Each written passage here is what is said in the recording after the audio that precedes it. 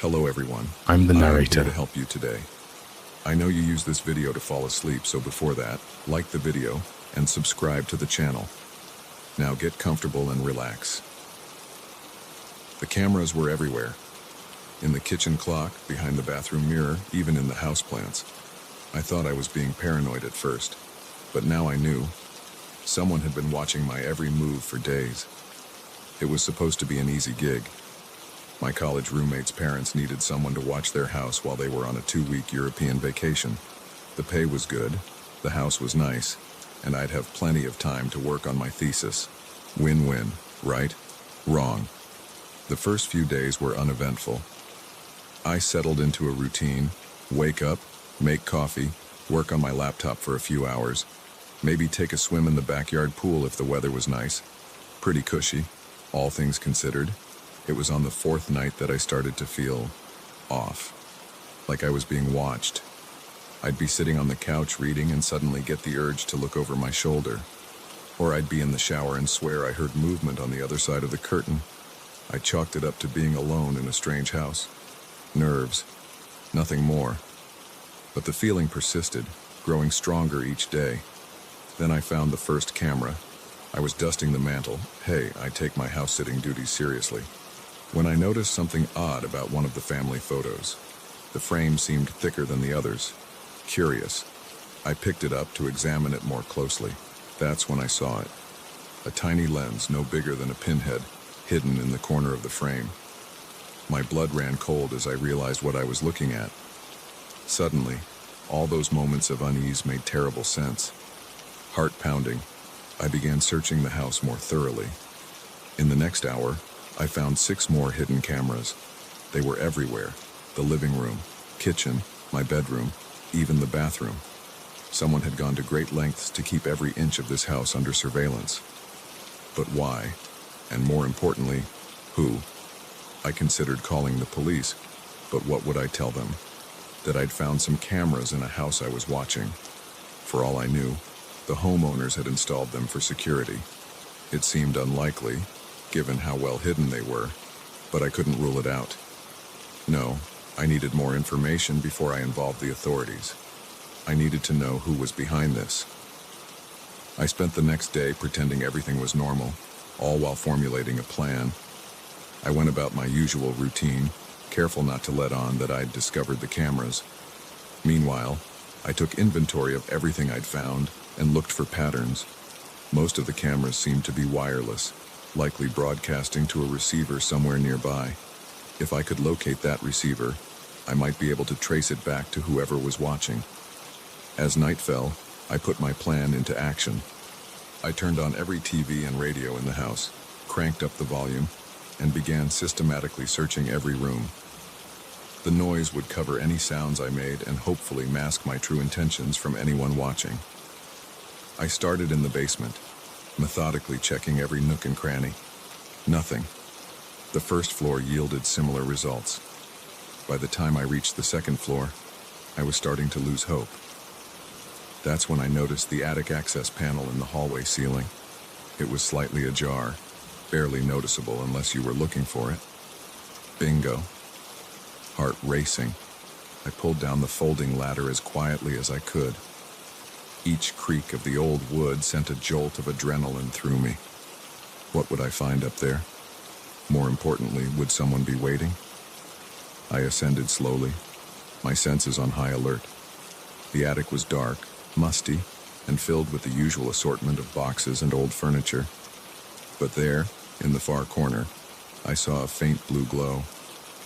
Creeping forward, I found what I was looking for. A laptop connected to a series of small monitors. Each screen showed a different room of the house.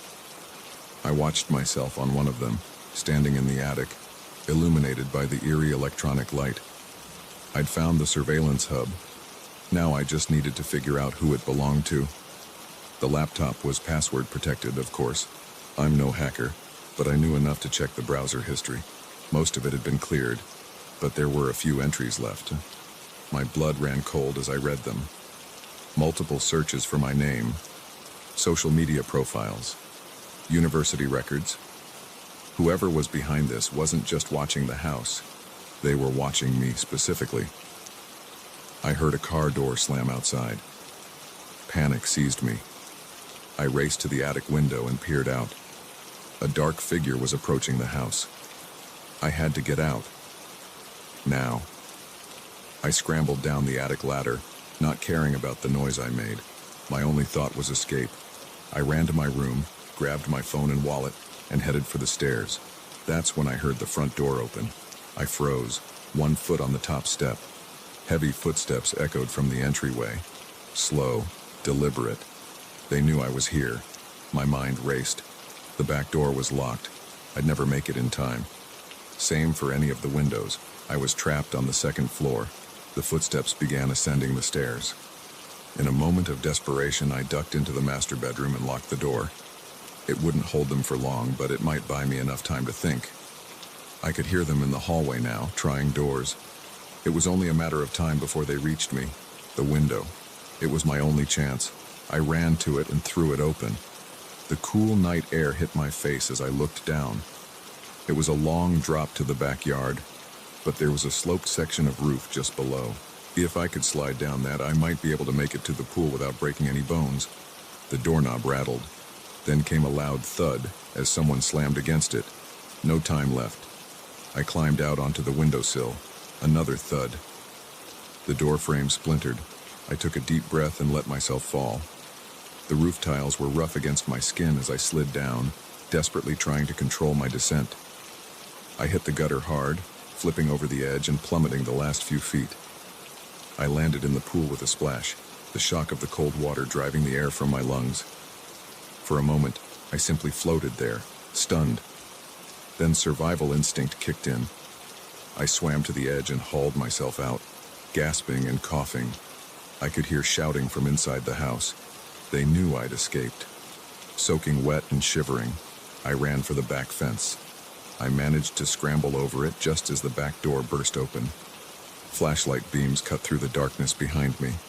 I ran harder than I've ever run in my life. Through backyards, down alleyways, across streets. I had no destination in mind, just an overwhelming need to put as much distance between myself and that house as possible.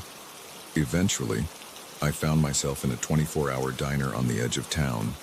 The waitress gave me a concerned look as I stumbled in, dripping wet and wild-eyed. I must have been quite a sight. "Honey, are you all right?" she asked, already reaching for the phone. I nodded, still trying to catch my breath. I need to call the police." The next few hours were a blur of questions and statements. I told the officers everything, the cameras, the attic, the intruder. They seemed skeptical at first, Mike, but something in my demeanor must have convinced them I was telling the truth. A team was dispatched to the house. They found the cameras, the surveillance equipment in the attic, everything just as I described. But of the intruder, there was no sign. Whoever had been watching me was gone, vanished into the night. The house's owners, reached in Europe, swore they knew nothing about any of it. The investigation was ongoing, they told me, but it might be a while before they had any real answers. In the meantime, I was left to pick up the pieces of my shattered sense of security. I moved in with a friend, unable to bear the thought of being alone. I jumped at every unexpected noise, flinched at every flashing light.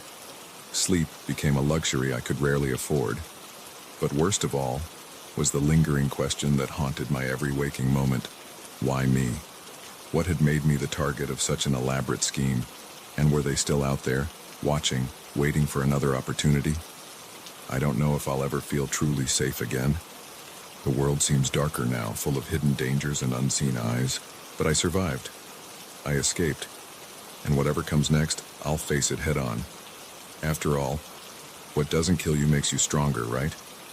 I just hope I never have to test that theory again. The moment I saw his thumb jutting out from the ragged sleeve of his jacket, I knew I should have kept driving. But the rain was coming down in sheets, and something in his eyes made me stop. That decision would haunt me for the rest of my life. It was just past midnight, and I was on my way home from a late shift at the hospital. The highway stretched out before me, empty and dark, visibility reduced to a few feet ahead of my headlights. I was tired, the kind of bone-deep exhaustion that comes from 12 hours on your feet, dealing with other people's emergencies. Maybe that's why I didn't notice the sign sooner. I saw him standing on the shoulder, his form barely visible through the downpour. He was soaked to the skin, his clothes clinging to his thin frame. As I slowed down, he turned towards me, his face lighting up with hope. I rolled down the passenger window a crack. "Where you headed?" I called out over the sound of rain hammering my car roof. "Just down the road a ways," he replied, his voice surprisingly soft. "My car broke down, and I'm trying to get to the next town. I'd be real grateful for a ride." I hesitated for a moment. Every instinct told me to drive on, to leave the stranger in my rearview mirror. But the rain showed no signs of letting up, and I couldn't bring myself to leave someone stranded in this weather. "Hop in," I said, unlocking the door. He slid into the passenger seat, bringing with him the smell of wet clothes and something else I couldn't quite place. "Thanks, man," he said, flashing me a grateful smile. "You're a lifesaver."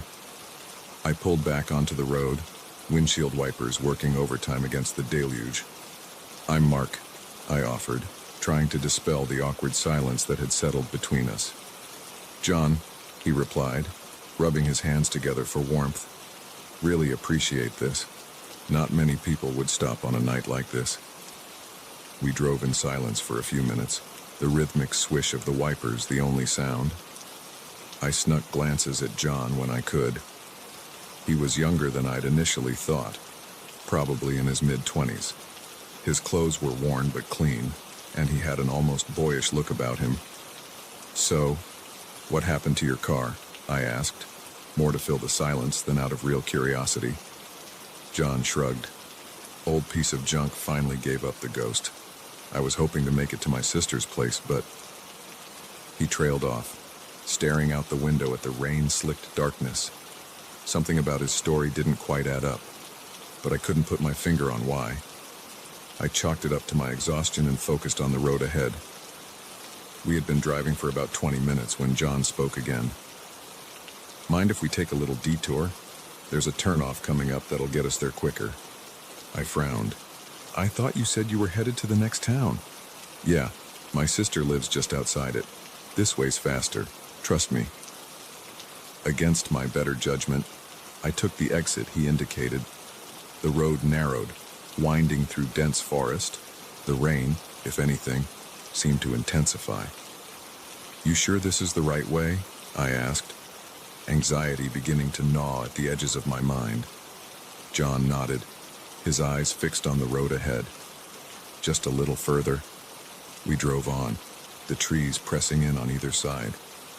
I was about to suggest turning back when John suddenly said, "Pull over here." I slowed the car, peering through the rain-streaked windshield. There was nothing but trees and darkness. "Here, there's nothing." The words died in my throat as I felt something cold and hard press against my ribs. I turned slowly to see John holding a knife, all traces of his earlier friendliness gone. "Turn off the engine and give me the keys," he said, his voice low and dangerous. My heart was pounding so hard I was sure he could hear it over the rain. With shaking hands, I did as he said. "Now get out of the car." Slowly. I opened the door, the sound of the rain intensifying as I stepped out into the downpour. John followed, keeping the knife trained on me. "What do you want?" I managed to ask, my voice barely above a whisper. He smiled, but it was nothing like the warm grin he'd given me earlier. This was the smile of a predator. "Everything you've got, for starters. Wallet, phone, watch. Then we're going to take a little walk." I handed over my belongings, my mind racing. We were miles from anywhere, in the middle of a storm. Even if I could overpower him, where would I go? John gestured with the knife towards the trees. "Start walking." I trudged through the underbrush, branches whipping at my face, mud sucking at my shoes. The rain had soaked through my clothes in seconds, leaving me shivering and miserable. John followed close behind, occasionally prodding me with the knife to keep me moving. After what felt like hours but was probably only 20 minutes, we came to a small clearing. In the center stood a dilapidated cabin, its windows dark and empty. "Inside," John ordered, giving me a rough shove towards the door.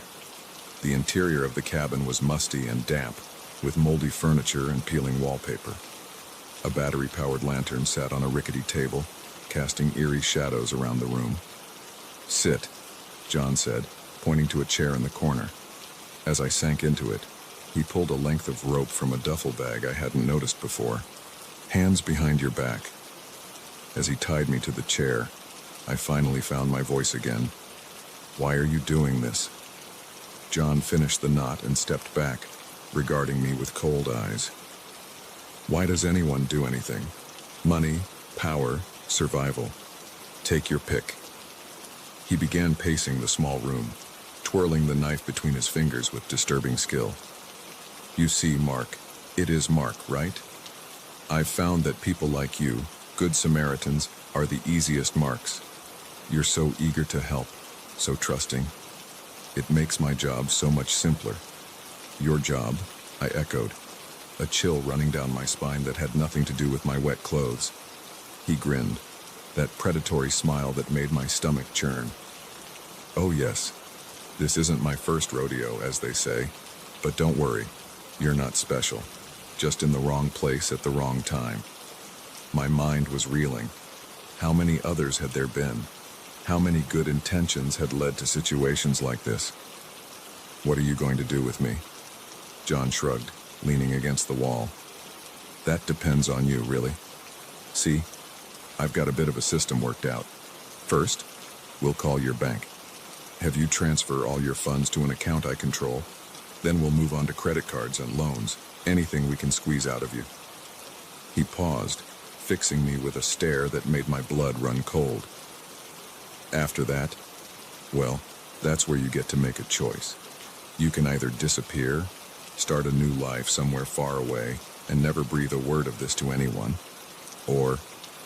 He let the implication hang in the air, and I felt the full weight of my situation crash down on me. This man was going to destroy my life one way or another, and there was nothing I could do about it. As if reading my thoughts, John chuckled. "Don't get any heroic ideas. Even if you manage to get free, which you won't, we're miles from anywhere. You'd never make it out of these woods alive." He turned away, rummaging through the duffel bag. I took the opportunity to test my bonds, but they were tight and expertly tied. There would be no easy escape. "Now then," John said, turning back with my phone in his hand. "Let's get started, shall we? What's your bank's number?" What followed was a nightmare of paperwork and phone calls, all conducted under the constant threat of John's knife. I watched helplessly as my life savings disappeared, as credit cards were maxed out and loans were taken in my name. With each transaction, I felt a piece of my future slipping away. By the time it was over, I was emotionally and physically exhausted. John seemed pleased, humming to himself as he packed away the paperwork and my drained phone. "Well, Mark, I have to say you've been a model hostage," he said, his tone almost conversational. "Makes me almost sorry to do this next part." He approached me, knife in hand, and for a moment I was certain this was the end. But instead of slitting my throat, he cut the ropes binding me to the chair. "Remember what I said about choices?" he asked, stepping back. "Well, here's yours. That door leads out into the woods. If you're lucky, you might find your way back to civilization, or..." He gestured to the knife now lying on the table. "You can try to fight your way out, but I wouldn't recommend it." With that, he picked up the duffel bag and headed for the door. "Oh, and Mark, if I were you, I'd wait at least an hour before leaving, just to be safe." And then he was gone, leaving me alone in the cabin with nothing but the sound of the rain and the crushing weight of what had just happened. I don't know how long I sat there, numb and shivering. When I finally stumbled out into the rain, the sky was beginning to lighten with the first hints of dawn. It took me 6 hours to find my way back to the road. By then, John was long gone, along with my car and every cent to my name. The police were sympathetic but not optimistic. Men like John, they said, were experts at disappearing. Now, months later, I'm still dealing with the fallout. My credit is ruined, my savings gone. I jump at every shadow and flinch at every act of kindness. But I'm alive, and slowly, I'm rebuilding. And if there's one lesson I've learned, it's this. Sometimes, the most dangerous predators are the ones that look just like us.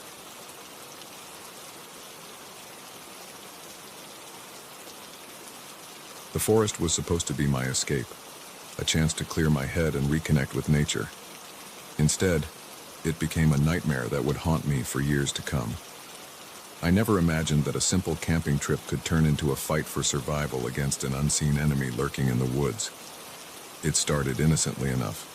I'd been stressed at work, burning the candle at both ends for months on a big project. When it finally wrapped up, I knew I needed to decompress. The idea of a solo camping trip in the Cascade Mountains seemed perfect. Just me, my tent, and miles of pristine wilderness. I'd done plenty of camping before, but always with friends or organized groups. This would be my first time truly going it alone. The thought was both exhilarating and a little nerve-wracking. I picked a remote spot, about a day's hike from the nearest ranger station. It was early autumn, the leaves just beginning to turn, painting the forest in brilliant shades of red and gold. The air was crisp and clean, carrying the scent of pine and wild herbs. The hike-in was uneventful, though more challenging than I'd anticipated. By the time I reached my chosen campsite, a small clearing near a babbling stream, my muscles were aching pleasantly from the exertion. I set up camp, started a small fire, and settled in to watch the sunset, feeling more relaxed than I had in months. That first night passed peacefully. I slept better than I had in weeks, lulled by the gentle sounds of the forest. The next morning, I woke early, eager to explore my surroundings. I spent the day hiking, taking photos, and simply soaking in the tranquility of nature. It was exactly what I needed, a complete disconnect from the chaos of everyday life. As evening approached, I made my way back to camp, looking forward to another night under the stars. That's when things started to go wrong. As I neared my campsite, I noticed something odd. The air smelled different. There was an acrid tinge to it, almost chemical. It reminded me of the cleaning supplies we used at work, completely out of place in the middle of the wilderness. I slowed my pace, suddenly on edge. The forest seemed quieter than it should be, the usual chorus of birds and insects noticeably absent. Every instinct I had was screaming that something wasn't right. I approached my camp cautiously, eyes scanning the trees for any sign of disturbance. At first glance, everything looked normal. My tent was undisturbed, my gear where I'd left it. But then I saw it, a set of fresh footprints in the soft earth near my fire pit. They weren't mine. My heart began to race. Someone had been here while I was gone, but who and why? I was debating whether to pack up and leave when I heard voices in the distance. They were faint, but growing closer. Without thinking, I ducked behind a large fallen log, peering out through the underbrush. Two men emerged from the trees on the far side of the clearing. They were dressed in dark clothing, with heavy boots and gloves. Each carried a large duffel bag. They moved with purpose, clearly familiar with the terrain. "This looks good," one of them said, dropping his bag with a metallic clank. "Far enough from the main trails, but still accessible." The other man nodded, scanning the area. His gaze passed over my hidden position, and I held my breath, willing myself to become invisible. "Let's get set up," he said. "We need to be operational by nightfall." They began unpacking their bags, and my blood ran cold as I saw what they contained. Chemical jugs, tubing, hot plates, all the components of a mobile drug lab. I'd stumbled upon a meth cooking operation in the middle of the national forest. I knew I needed to get out of there, to find help. But I was trapped. Any movement would give away my position, and I had no doubt these men would eliminate any witnesses to their operation. So I waited, barely breathing, as the men set up their lab. The acrid smell grew stronger, burning my nostrils. I watched as they mixed chemicals, the process horrifyingly efficient. These weren't amateurs. This was a professional operation. Hours passed. The sun began to set, casting long shadows across the clearing. I was stiff from staying motionless for so long, my muscles screaming for relief. But the fear of discovery kept me frozen in place. As full darkness fell, more men arrived. I counted 5 in total, all with the same hard, dangerous look about them. They spoke in low voices, discussing distribution routes and meeting points. I realized I was overhearing details of a major drug trafficking operation. I must have shifted slightly, trying to ease the cramp in my leg. A twig snapped beneath me, the sound deafening in the quiet night. Everyone in the clearing froze. "What was that?" one of the men asked, his hand moving to his waistband where I could see the outline of a gun. "Probably just an animal," another replied, but he didn't sound convinced. "Check it out," the first man ordered. "We can't take any chances." 2 of them began moving in my direction, flashlights sweeping the underbrush. I knew I couldn't stay hidden. It was only a matter of time before they found me. I had to run. Taking a deep breath, I exploded from my hiding spot, sprinting for the trees on the far side of the clearing. Shouts erupted behind me, followed by the sound of pursuing footsteps. I ran blindly through the forest, branches whipping at my face, roots threatening to trip me with every step. I could hear them behind me, gaining ground. They knew these woods better than I did, and they were fresher, not stiff from hours of hiding. A gunshot rang out, the bullet whizzing past my ear to embed itself in a nearby tree. The sound spurred me to greater speed, adrenaline flooding my system. I had no plan, no destination in mind.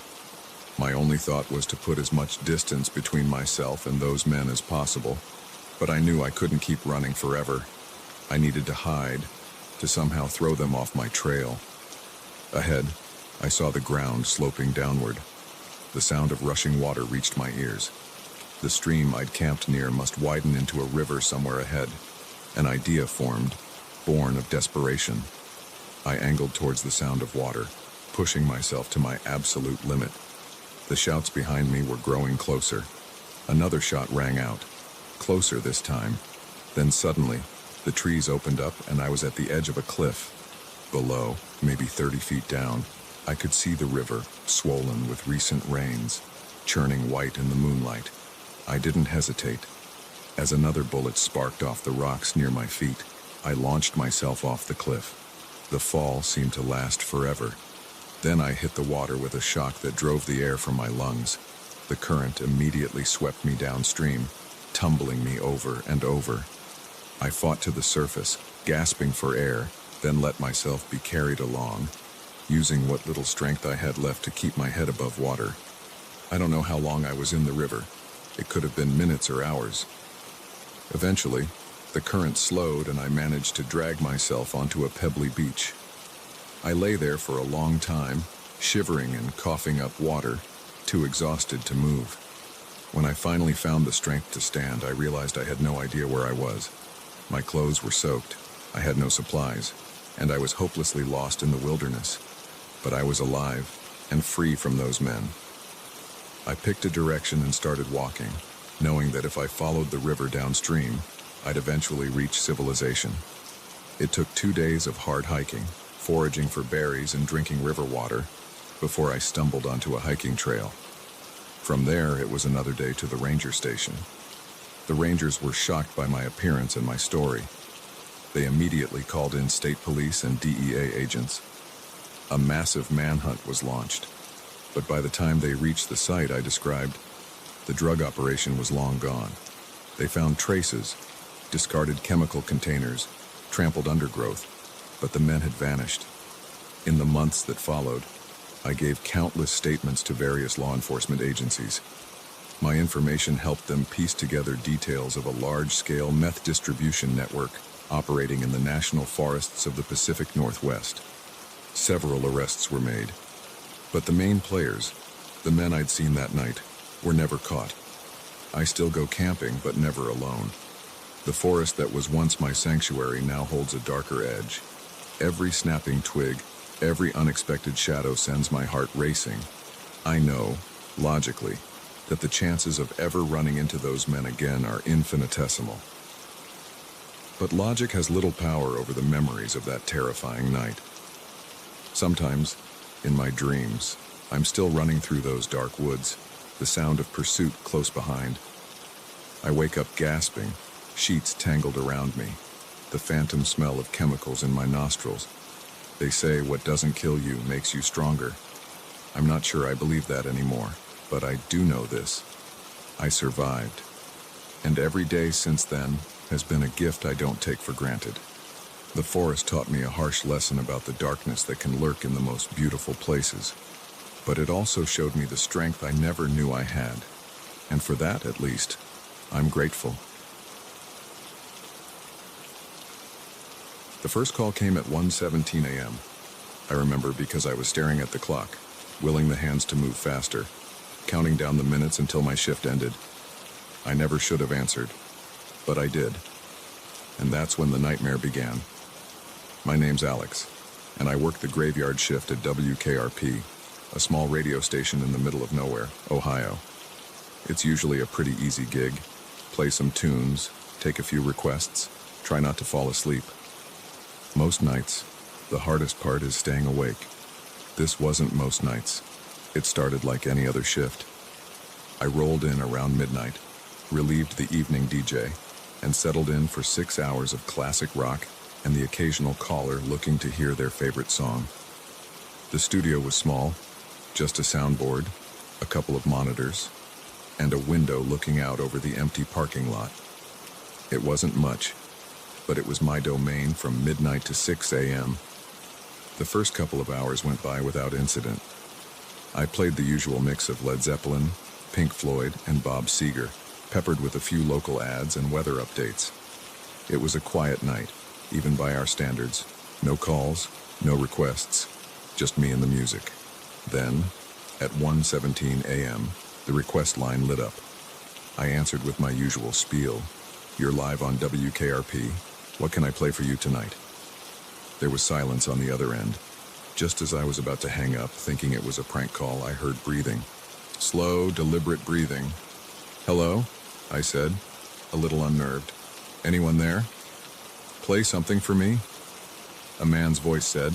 It was low, almost a whisper, with an odd quality to it that I couldn't quite place. Sure thing, I replied, trying to sound upbeat. What would you like to hear? Surprise me, he said, and then the line went dead. I shrugged it off. Late-night callers can be weird sometimes, and this was hardly the strangest request I'd ever gotten. I queued up Hotel California by the Eagles and went back to scrolling through my phone. 15 minutes later, the phone rang again. Same number. WKRP. What can I do for you? I answered. You've got good taste, the voice said. It was the same guy. I was sure of it. What else can you play for me? I felt a chill run down my spine. Something about his tone made me uneasy. Sure, I said, trying to keep my voice steady. Any preferences? I trust your judgment, he said, and hung up again. Now I was starting to get freaked out. I looked out the window, half expecting to see someone standing in the parking lot, watching me. But it was empty. Just my beat-up Honda sitting under the flickering streetlight. I played Stairway to Heaven, more to calm my own nerves than anything else. As the last notes faded out, the phone rang again. I stared at it, my hand hovering over the receiver. Part of me wanted to ignore it, to let it ring until whoever it was gave up. But I knew I couldn't. It was my job to answer, no matter how creeped out I was. WKRP, I said, my voice shaking slightly. I can see why people listen to you, the man said. His voice was different this time, harder, more intense. The way you choose the songs, the way you speak, it's captivating.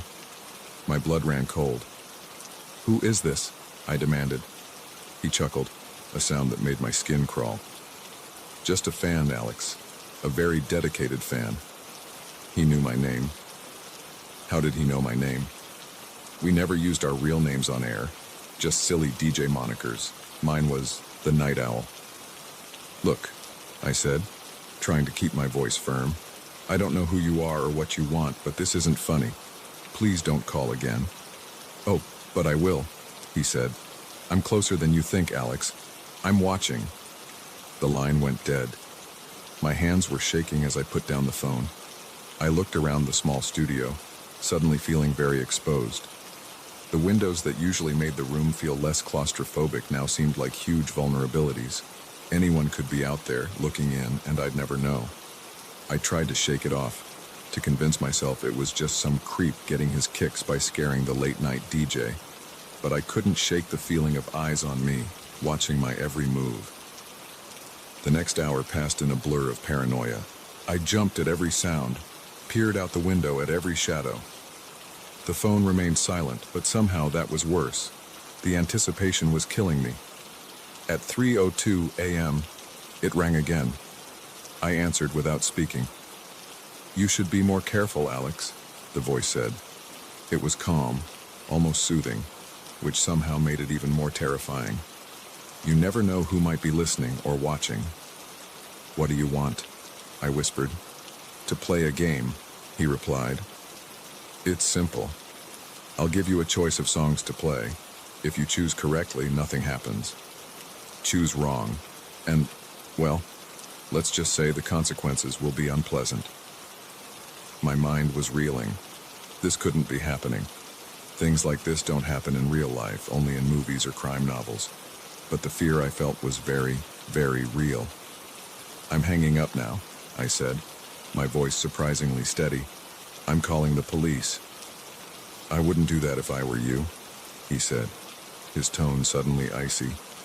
Not if you want your sister to remain safe. My heart stopped. What did you say? Sarah, isn't it? Lives over on Elm Street. Cute little house, blue shutters. Would be a shame if something happened to her. Panic surged through me. How did he know about Sarah? How did he know where she lived? Leave her out of this, I said, my voice cracking. That's up to you, Alex. Play the game and everyone stays safe. Refuse and, well, I think you understand. I closed my eyes, trying to think. This had to be a bluff, right? There was no way he could actually hurt Sarah, but could I take that chance? Fine, I said, defeated. What's the game? Excellent, he purred. Let's start easy. Sympathy for the devil, or House of the Rising Sun? I thought frantically. Was there a right answer? Was he looking for something specific? Or was this all just part of his sick game? House of the Rising Sun, I said finally. There was a pause that felt like an eternity. Good choice, he said finally. Play it now. With shaking hands, I queued up the song. As it began to play, I realized I was holding my breath. Very good, Alex, the voice said when I picked up the phone again. You're a natural at this game. Shall we try another? And so it went. For the next 2 hours, he'd call, give me a choice of songs, and I'd have to pick. Sometimes he'd give me cryptic clues, other times it seemed completely random. All the while, I was acutely aware that one wrong move could have disastrous consequences. As 5 a.m. approached, I was a nervous wreck. My shirt was soaked with sweat, my hands trembling so badly I could barely operate the soundboard. But I'd made it this far without a wrong choice. The phone rang one last time. You've done well, Alex, the voice said. I'm impressed. But now it's time for the final round. Get this right and it all ends. Get it wrong and, well, I think you know what happens. I swallowed hard. What's the choice? Don't Fear the Reaper, or Stairway to Heaven. Choose carefully. I froze. Both songs were about death in their own way. Was that the connection? Or was I overthinking it? My mind raced, trying to find some hidden meaning. some clue I might have missed. In the end, I went with my gut. "Stairway to heaven," I said, my voice barely above a whisper. The silence that followed was the longest of my life. I could hear my heart pounding in my ears, feel the cold sweat trickling down my back. Finally, he spoke. "Congratulations, Alex. You've won the game." Relief flooded through me, so intense it was almost painful. "It's over?" I asked, hardly daring to believe it. "For now," he said, and I could hear the smile in his voice. "You've proven to be a worthy opponent. I look forward to our next game." The line went dead for the final time. I sat there, stunned, as the first rays of dawn began to creep through the window. The night was over, but I knew the nightmare was far from ended. Whoever this man was, whatever game he was playing, I had a sinking feeling it was just the beginning. As I signed off and the morning DJ arrived, I couldn't shake the feeling of eyes on me. I practically ran to my car, looking over my shoulder the whole way. I called Sarah as soon as I got home, relieved to hear her sleepy voice answer. She was fine, completely unaware of the night's events. I didn't tell her what had happened. How could I? It all seemed so unreal in the light of day. But as I finally crawled into bed, exhausted and on edge, I knew one thing for certain. I would never again feel truly safe in that radio booth. And somewhere out there, a man with a chilling voice was waiting, planning his next move in a game I never agreed to play.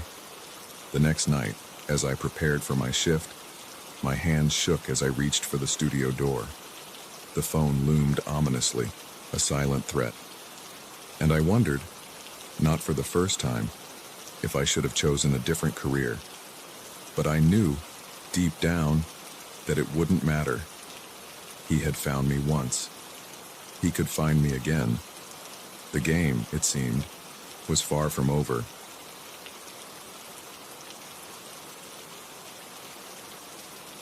The moment I pushed aside that old painting and saw the tiny red light blinking back at me, I knew my life would never be the same.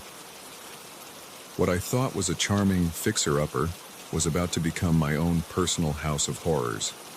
I'd always dreamed of owning my own home, a place where I could put down roots and really make my mark. When I stumbled across the listing for the old Victorian on Maple Street, it seemed too good to be true. The price was surprisingly low for the area, and despite its obvious need for some TLC, the bones of the house were solid. The real estate agent, a bubbly woman named Karen, was almost too eager to close the deal. Looking back, I should have seen that as a red flag, but I was blinded by the prospect of finally having a place to call my own.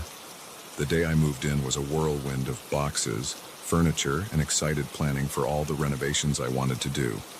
It wasn't until that evening, as I was settling in for my first night in the new house, that I noticed something odd. I was hanging a mirror in the hallway when I caught a glimpse of something behind one of the old paintings left by the previous owner. Curious, I took the painting down and found myself staring at a small, blinking red light embedded in the wall. At first, I thought it might be some kind of outdated security system, but as I looked closer, I realized with a growing sense of unease that it was a camera, a very small, very modern camera. My heart racing, I began to search the rest of the house. In the living room, I found another camera hidden in a vent. In the kitchen, one was tucked behind the microwave. Even in the bathroom, I discovered a tiny lens peering out from behind the mirror. By the time I finished my search, I had found no less than 12 hidden cameras throughout the house. The realization hit me like a punch to the gut. Someone had been watching, and given the placement of some of the cameras, they'd been watching very intimate moments. I felt violated, exposed, and utterly terrified. Who had put these cameras here? The previous owner? The real estate agent? Or was there someone else, and someone I didn't even know about, who had access to my most private moments? With shaking hands, I called the police. They arrived quickly, and I led them through the house, pointing out each camera I had found. The officers were grim-faced as they documented everything. They told me they'd need to bring in a specialist to remove the cameras and analyze them for any clues about who might have installed them. As they worked, I sat on my front porch, trying to process what was happening. The home I had been so excited about just hours ago now felt tainted, unsafe. I couldn't stop thinking about all the things I had done since moving in, all the private moments that might have been captured and viewed by God knows who. The police finished their initial investigation around midnight. They advised me to stay somewhere else for the night while they continued to process the scene. I nodded numbly, threw some clothes in a bag, and drove to a nearby hotel. I barely slept that night, my mind racing with questions and fears. Who was watching me? What did they want? And most terrifyingly, were they still out there? The next morning, I met with a detective at the police station. She was a stern-looking woman named Rodriguez, with kind eyes that contrasted with her no-nonsense demeanor. "Miss Johnson," she began, "I'm not going to sugarcoat this. The situation is serious. The cameras we found in your home are high-end, professionally installed. This wasn't some peeping Tom with a hobby. Whoever did this knew what they were doing." I felt my stomach drop. "Do you know who it was?" I asked, dreading the answer. Detective Rodriguez shook her head. "Not yet, but we're working on it. We've pulled the property records and we're looking into everyone who's had access to the house in the past few years. Previous owners, real estate agents, maintenance workers, everyone." She paused, fixing me with a serious look. "In the meantime, I have to ask, is there anyone who might want to watch you?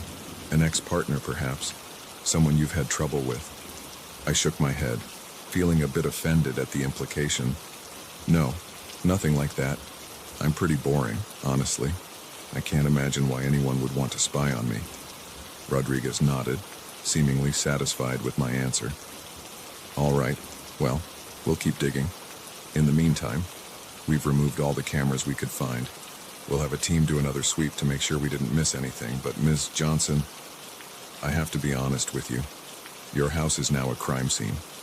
It might be a while before you can move back in." I nodded, feeling a mix of relief and despair.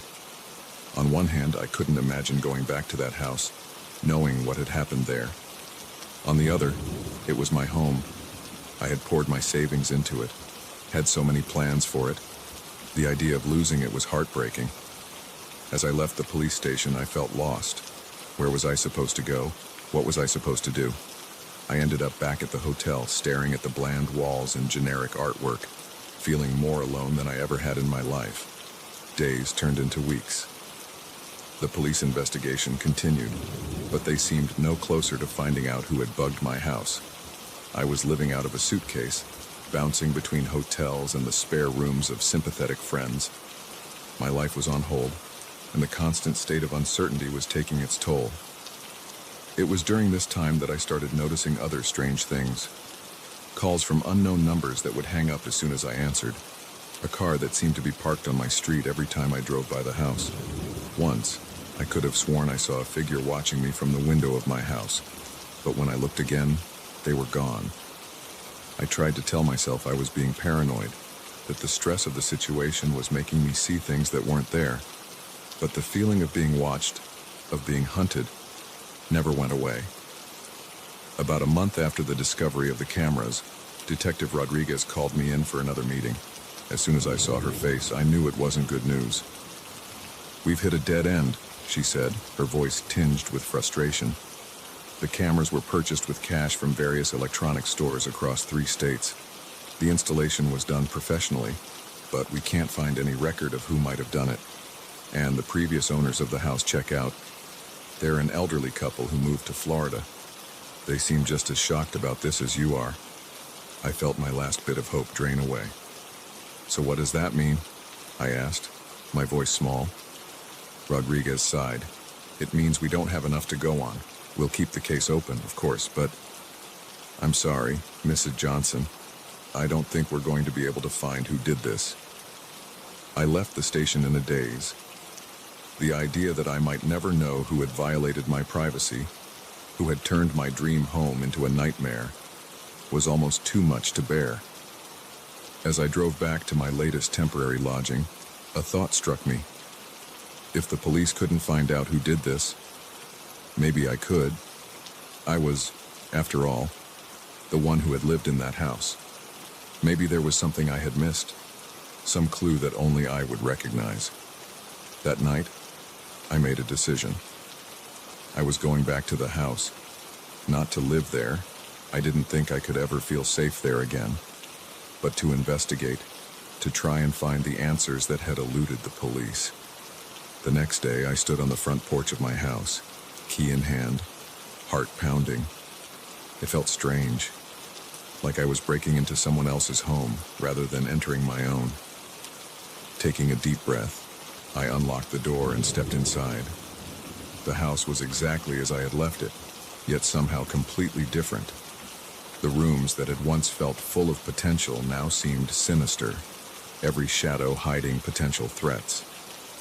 I moved through the house slowly, methodically, looking for anything out of place, anything that might give me a clue.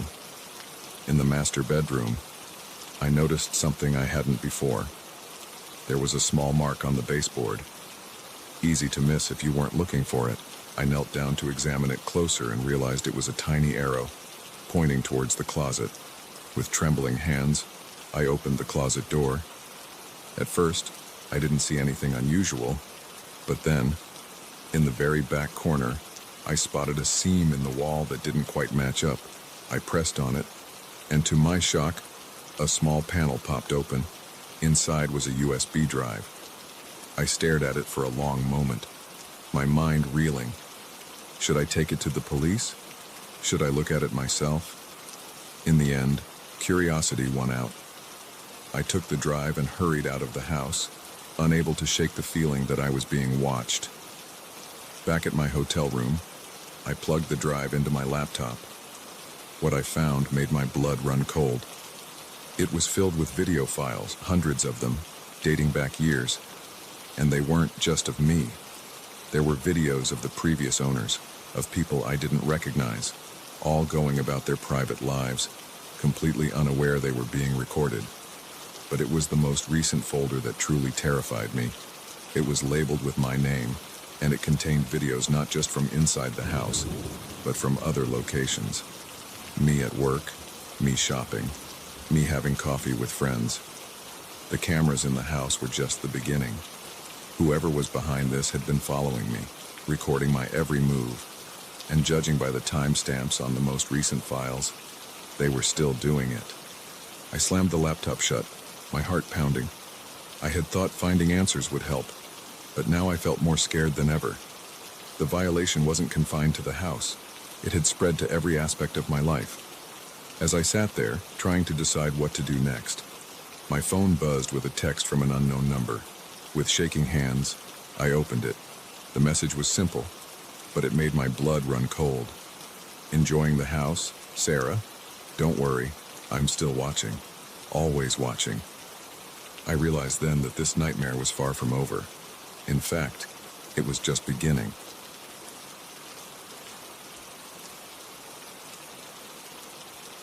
The moment I saw his eyes in my rearview mirror, I knew I'd made a terrible mistake. What should have been a routine delivery had turned into a nightmare, and now I was trapped in my own car with a man who clearly had no intention of letting me go.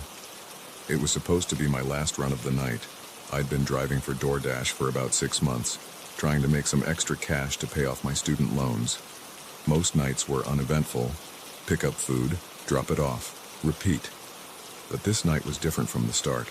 The order came in just as I was about to call it quits. It was for a place I'd never heard of, some hole-in-the-wall joint on the outskirts of town. The delivery address was even further out, a lone house down a long, winding road. I hesitated for a moment, my gut telling me something was off. But the promised tip was generous, and I figured one more delivery wouldn't hurt. I should have listened to my instincts. The restaurant was sketchy, to say the least. A rundown shack with flickering neon signs and windows so grimy you couldn't see inside. The guy who handed me the food barely looked at me, just shoved a greasy paper bag into my hands and grunted something that might have been, "Have a nice night." As I drove to the delivery address, The houses became fewer and farther between. The road narrowed, twisting through dense woods. My GPS kept losing signal, leaving me to navigate by the vague directions I'd memorized. Finally, I saw it, a solitary mailbox with the right number. The driveway was long and unpaved, leading to a house set far back from the road. No lights were on, and for a moment I considered just leaving the food at the end of the driveway. But I needed that tip, so I steeled my nerves and drove up. The house was old and in disrepair, paint peeling and shutters hanging askew. No cars in sight. I sat in my car for a moment, debating whether to approach. That's when I saw movement in one of the darkened windows. Taking a deep breath, I grabbed the food and got out. The gravel crunched under my feet as I approached the porch, each step feeling heavier than the last. I rang the doorbell, hearing it echo inside the house. For a long moment, nothing happened. Then, slowly, the door creaked open. The man who answered was tall and gaunt, with deep-set eyes that seemed to bore right through me. He smiled, but it didn't reach his eyes. "Ah, my dinner has arrived," he said, his voice oddly formal. "Please, come in. I'll get your payment." Every alarm bell in my head was ringing, but I found myself stepping inside anyway. The interior of the house was as run down as the outside, with peeling wallpaper and the musty smell of decay. The man disappeared into another room, leaving me standing awkwardly in the entryway. I could hear him rummaging around, muttering to himself. That's when I noticed the photos on the wall. They were all of women, dozens of them, in what looked like candid shots. Some seemed to be taken from a distance, as if the subjects didn't know they were being photographed. A chill ran down my spine as I realized many of the photos were of delivery drivers, still in their uniforms. I knew I had to get out of there. Now, I turned to leave, but the man was suddenly there, blocking the door. The smile was gone from his face, replaced by a cold, calculating look. "Leaving so soon?" he asked, his voice low and menacing. "But we haven't even had dinner yet." I tried to push past him, but he was stronger than he looked. He grabbed my arm, his grip like iron. "I'm afraid I can't let you go," he said, almost apologetically. "You see, I've been waiting for someone like you for a very long time." What happened next is a blur. I remember struggling, screaming, the sound of something breaking. Somehow, I managed to break free and run. I could hear him behind me, his footsteps heavy on the old floorboards. I burst out of the house and sprinted to my car, fumbling with the keys. Just as I got the door open, I felt his hand on my shoulder. In a panic, I whirled around, my keys clutched between my fingers like a weapon.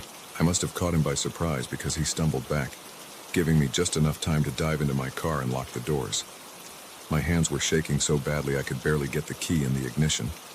The engine roared to life just as the man slammed into my driver's side window. I threw the car into reverse, tires spinning on the gravel as I backed down the driveway at dangerous speed. I thought I was free. I was wrong. As I turned onto the main road, I saw headlights in my rearview mirror. He was following me in his own car, gaining ground quickly. The next hour was the most terrifying of my life. I sped through the dark country roads, taking random turns, trying desperately to lose him. But he stayed right on my tail, sometimes pulling up alongside me, trying to run me off the road. My phone had no signal out here. I was on my own, running low on gas, with a madman in pursuit. I knew I couldn't keep this up much longer. Then, like a miracle, I saw lights ahead, a gas station, still open despite the late hour. I screeched into the parking lot, horn blaring, and threw myself out of the car. The attendant, an older man, looked startled as I burst into the store. "Please," I gasped, "call the police. There's a man after me." The attendant didn't ask questions, just picked up the phone and dialed 911. I watched through the window as my pursuer's car slowed, then sped past the gas station. He was gone, at least for now. The police arrived about 20 minutes later. I gave them my statement, described the man and his house. They seemed to take it seriously, especially when I mentioned the photos. They told me they'd investigate, but advised me to stay somewhere else for the night, just in case. I ended up at a motel on the other side of town, too wired to sleep. Every car that passed made me jump. Every shadow seemed to hide a threat. The next day, I got a call from the detective assigned to my case. They had found the house, but it was empty. No sign of the man, and disturbingly, no sign of the photos I had described. They were keeping an eye out, but without more evidence, there wasn't much they could do. I quit my delivery job that day. The extra money wasn't worth the risk. But even as weeks passed and nothing happened, I couldn't shake the feeling of being watched. I'd catch glimpses of a car that looked like his, or see a tall figure out of the corner of my eye that would be gone when I turned to look. Maybe it was just paranoia. Maybe he had moved on, found another target. But late at night, when the house is quiet and the shadows seem to move, I can still see his eyes in my rearview mirror. And I know, deep down, that he's still out there, waiting, watching. I've moved since then, changed my name, done everything I can to disappear. But sometimes, when I'm driving late at night and I see headlights behind me, I feel that same panic rising in my throat. And I wonder if this is the night he'll find me again. Because the truth is, you never really escape something like that. The fear becomes a part of you, a shadow that follows you everywhere. Every stranger could be a threat. Every dark road could lead to danger. I've tried to move on with my life. I have a new job, new friends.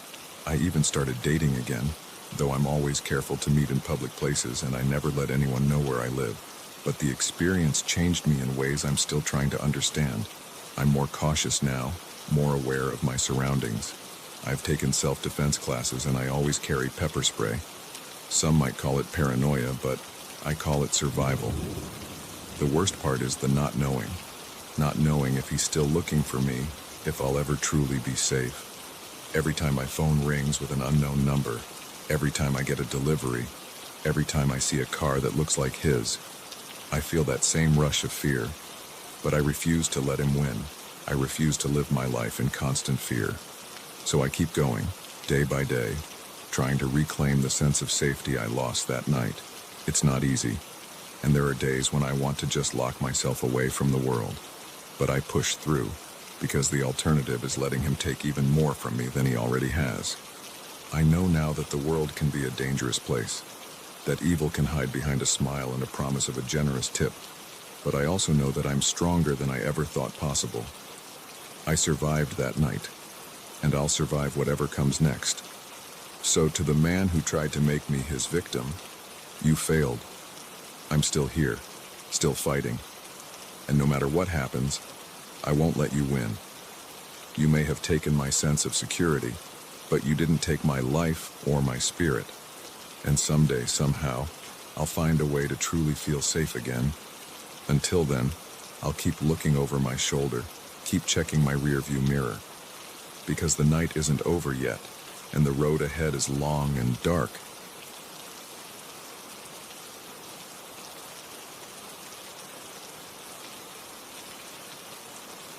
I never thought a name tag could be so terrifying, but when I saw Jake Morrison pinned to his chest, my blood ran cold. Jake, the quiet kid from chemistry class, now stood before me with eyes that burned with an intensity I'd never seen before. This wasn't the reunion I'd expected. It was the beginning of a nightmare, 10 years. That's how long it had been since I'd walked the halls of Westfield High. A decade of building a career, making new friends, and trying to forget the awkwardness of my teenage years. When the invitation for our 10-year reunion arrived, I was hesitant. But curiosity got the better of me. I wanted to see how everyone had changed, to measure my own progress against theirs. It was vanity, plain and simple. If I'd known what was waiting for me, I would have burned that invitation and never looked back. The reunion was held in the school gym, transformed for the night with streamers, balloons, and a sad-looking disco ball. The smell of punch and nostalgia hung heavy in the air. I arrived fashionably late, hoping to make a grand entrance. Instead, I slipped in almost unnoticed, the chatter of 100 conversations washing over me. I recognized faces here and there. The captain of the football team, now sporting an impressive beer gut, the head cheerleader, her smile a little too wide, a little too desperate. Everyone was trying so hard to impress, to show how well they'd done since high school. It was exhausting. I was about to head to the bar for a much-needed drink when I felt a tap on my shoulder. I turned, and there he was, Jake Morrison. Jake had been easy to overlook in high school. Quiet, average-looking, always sitting in the back of the class. We'd worked on a few projects together in chemistry, but I couldn't remember ever having a real conversation with him. Now, he stood before me, a wide smile on his face that didn't quite reach his eyes. "Sarah, I was hoping you'd be here," he said, his voice carrying an enthusiasm that felt oddly forced. "Jake, hi," I replied, searching for something to say. "It's been a while. How have you been?" His smile widened. "Oh, I've been great, really great. I've thought about you a lot, you know." There was something in the way he said it that made my skin crawl, but I brushed it off. After all, this was Jake. Harmless, forgettable Jake. "That's nice," I said, already looking for an escape route. "Listen, I was just about to grab a drink. It was good seeing you." I turned to leave, but his hand shot out, gripping my arm with surprising strength. "Let me get that for you," he insisted. "What's your poison?" Before I could protest, he was steering me towards the bar. I could feel the eyes of our former classmates on us, curiosity and confusion evident on their faces. Jake Morrison and Sarah Thompson. Now there was an unlikely pair. As we waited for our drinks, Jake kept up a steady stream of chatter. He knew everything about my life since high school, my job, where I lived, even the name of my cat. It was unnerving. I hadn't posted much of that information online, and I certainly hadn't kept in touch with Jake. "How do you know all this?" I asked, unable to keep the edge out of my voice. He just smiled, that unsettling smile. "I like to keep track of old friends," he said, "especially special ones like you." The bartender handed us our drinks, and I took a large gulp of mine, needing the liquid courage. Jake watched me intently, his eyes never leaving my face. I felt like a bug under a microscope. As the night wore on, I tried to mingle with other classmates, but Jake was always there, hovering at the edge of every conversation. When I went to the restroom, he was waiting outside when I emerged. When I stepped out for some air, he appeared at my elbow moments later. "Remember that chemistry project we did together?" he asked as we stood in the cool night air. "The one on chemical reactions?" I nodded, not trusting myself to speak. Of course I remembered. It was the only time we'd really interacted in high school. "I learned so much from that project," Jake continued, his voice taking on a dreamy quality. "About chemicals, yes, but also about you. The way you bit your lip when you were concentrating, the smell of your shampoo, the sound of your laugh." Alarm bells were ringing in my head now. This wasn't normal reminiscing. This was obsession. "Jake," I said carefully, "that was a long time ago. We were kids." His face darkened. "It doesn't feel like a long time to me," he said, his voice low and dangerous. "It feels like yesterday. Every day feels like yesterday when I think about you, Sarah." I took a step back, but he matched it, moving closer. "I've waited so long for this night," he whispered, "for the chance to see you again, to tell you how I feel." "I think I should go," I said, my voice shaking. I turned to head back inside, but his hand clamped down on my wrist, pulling me back. "You can't go," he hissed. "Not yet, not when we have so much to talk about." I yanked my arm free and ran back into the gym, my heart pounding. I scanned the room frantically, looking for a familiar face, someone I could turn to for help. But everyone was caught up in their own conversations, their own reunions. No one noticed my panic. I felt a presence behind me and turned to see Jake, his face a mask of barely contained rage. Why are you running from me? He demanded. After everything I've done for you. Everything you've done? I repeated, bewildered. Jake, we barely knew each other in high school. We haven't spoken in 10 years. He laughed, a harsh, bitter sound that made several nearby people turn and stare. Oh, Sarah, he said, shaking his head. We've spoken every day. You just didn't know it was me. A chill ran down my spine as the pieces started to fall into place. The anonymous messages I'd been receiving for years.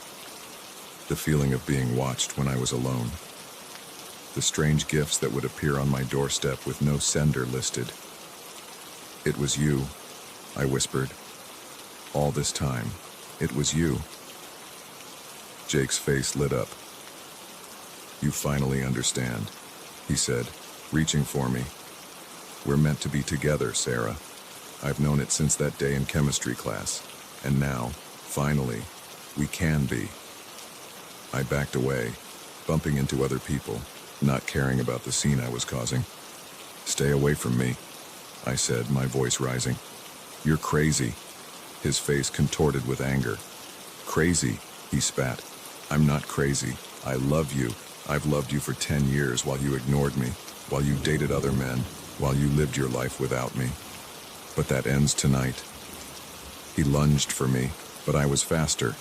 I turned and ran, pushing through the crowd, ignoring the shouts and confused looks.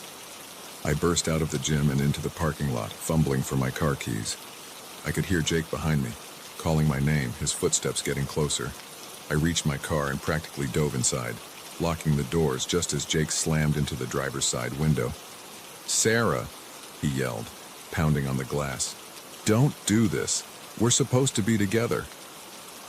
I started the engine and peeled out of the parking lot, tires screeching. In my rearview mirror, I could see Jake standing there, watching me go. Even from a distance, I could feel the intensity of his gaze. I drove for hours, too afraid to go home. I called the police from a gas station payphone, my hands shaking as I recounted everything that had happened. They took my statement and promised to look into it, but I could hear the skepticism in the officer's voice. To them, it probably sounded like a reunion prank gone wrong. But I knew better.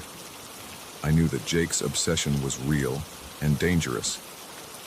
I checked into a motel under a fake name, jumping at every sound, convinced that he would find me. Days turned into weeks.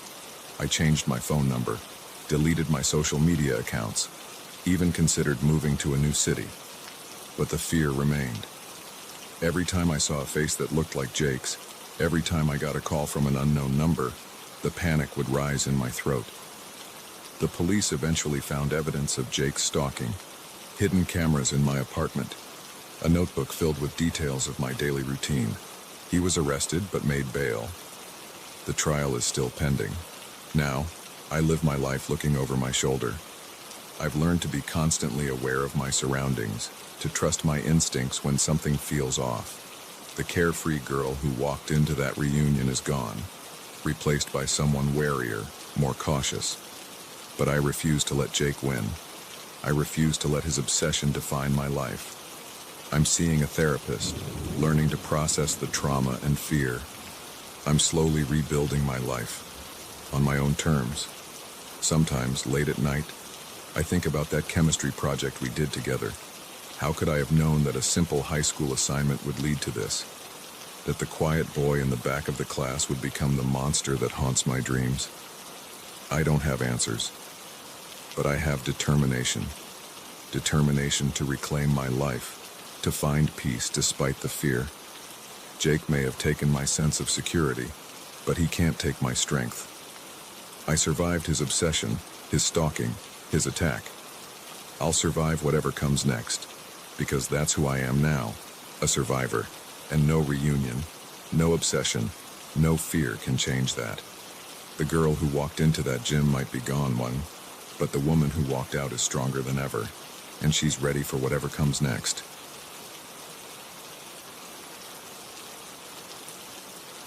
The moment I saw the glint of chrome in my rearview mirror, I knew this wasn't going to be an ordinary drive home. Little did I know, those motorcycles would turn my quiet country road into a highway to hell.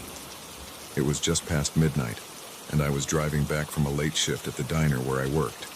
The road stretched out before me, a ribbon of black cutting through the Texas countryside.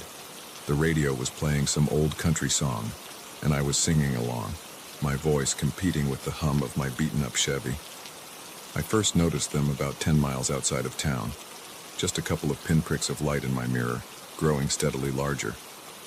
I didn't think much of it at first. This road wasn't exactly busy, but it wasn't unusual to see other drivers, even at this hour. As they got closer, I could make out the outlines of motorcycles. A group of them, maybe 5 or 6. They were moving fast, much faster than the speed limit allowed. I eased over to the right, giving them plenty of room to pass, but they didn't pass. Instead, they formed a V behind my car, like a flock of metal geese. I could hear the roar of their engines now, drowning out my radio. My hands tightened on the steering wheel as I watched them in my mirror. Just a bunch of guys out for a late-night ride, I told myself, trying to calm the unease growing in my stomach. They'll get bored and move on soon. They didn't. For the next 5 miles, they stayed right behind me, never falling back, never trying to pass. I could feel the vibration of their engines through my seat. My palms were sweating now, leaving damp marks on the steering wheel. I tried to focus on the road ahead, but my eyes kept darting to the rearview mirror. In the dim light, I could make out the riders. They all wore dark clothing and full-face helmets, their visors reflecting the glow of my taillights. Suddenly, one of them accelerated, pulling up alongside my car. I flinched, jerking the wheel slightly before correcting. The rider turned his head towards me, the blank face of his helmet staring into my window. I couldn't see his eyes, but I could feel them boring into me. He stayed there for a long moment, matching my speed exactly. Then, without warning, he swerved towards me. I let out a yelp, yanking the wheel to the right. My tires hit the gravel shoulder, sending a spray of rocks into the air. Heart pounding, I managed to pull back onto the road. The biker had fallen back into formation behind me, as if nothing had happened. But now I knew. This wasn't some harmless joyride. These men meant trouble. I pressed down on the accelerator, my old Chevy protesting as I pushed it faster than it was used to going. The speedometer crept up, 70, 80, 90 miles per hour. But no matter how fast I went, the bikers kept pace effortlessly. My mind raced faster than my car. Who were these men? What did they want? I was just a waitress in a small-town diner. I didn't have any enemies, at least none that I knew of. This had to be random, but that thought didn't comfort me. Random meant unpredictable, and unpredictable was dangerous. I fumbled for my cell phone, keeping one eye on the road and one on the mirrors. No signal. Of course not. This stretch of highway was notorious for its dead zones. I was on my own. The bikers were getting more aggressive now. They would pull up alongside me, sometimes on both sides, revving their engines and swerving close to my car. Each time, I flinched, certain that this would be the moment they ran me off the road. I was looking for any escape route, any turnoff or side road I could use to lose them. But out here, the options were limited. Miles of farmland stretched out on either side of the highway, broken only by the occasional dirt road leading to some distant homestead. As we crested a hill, I saw a glimmer of hope.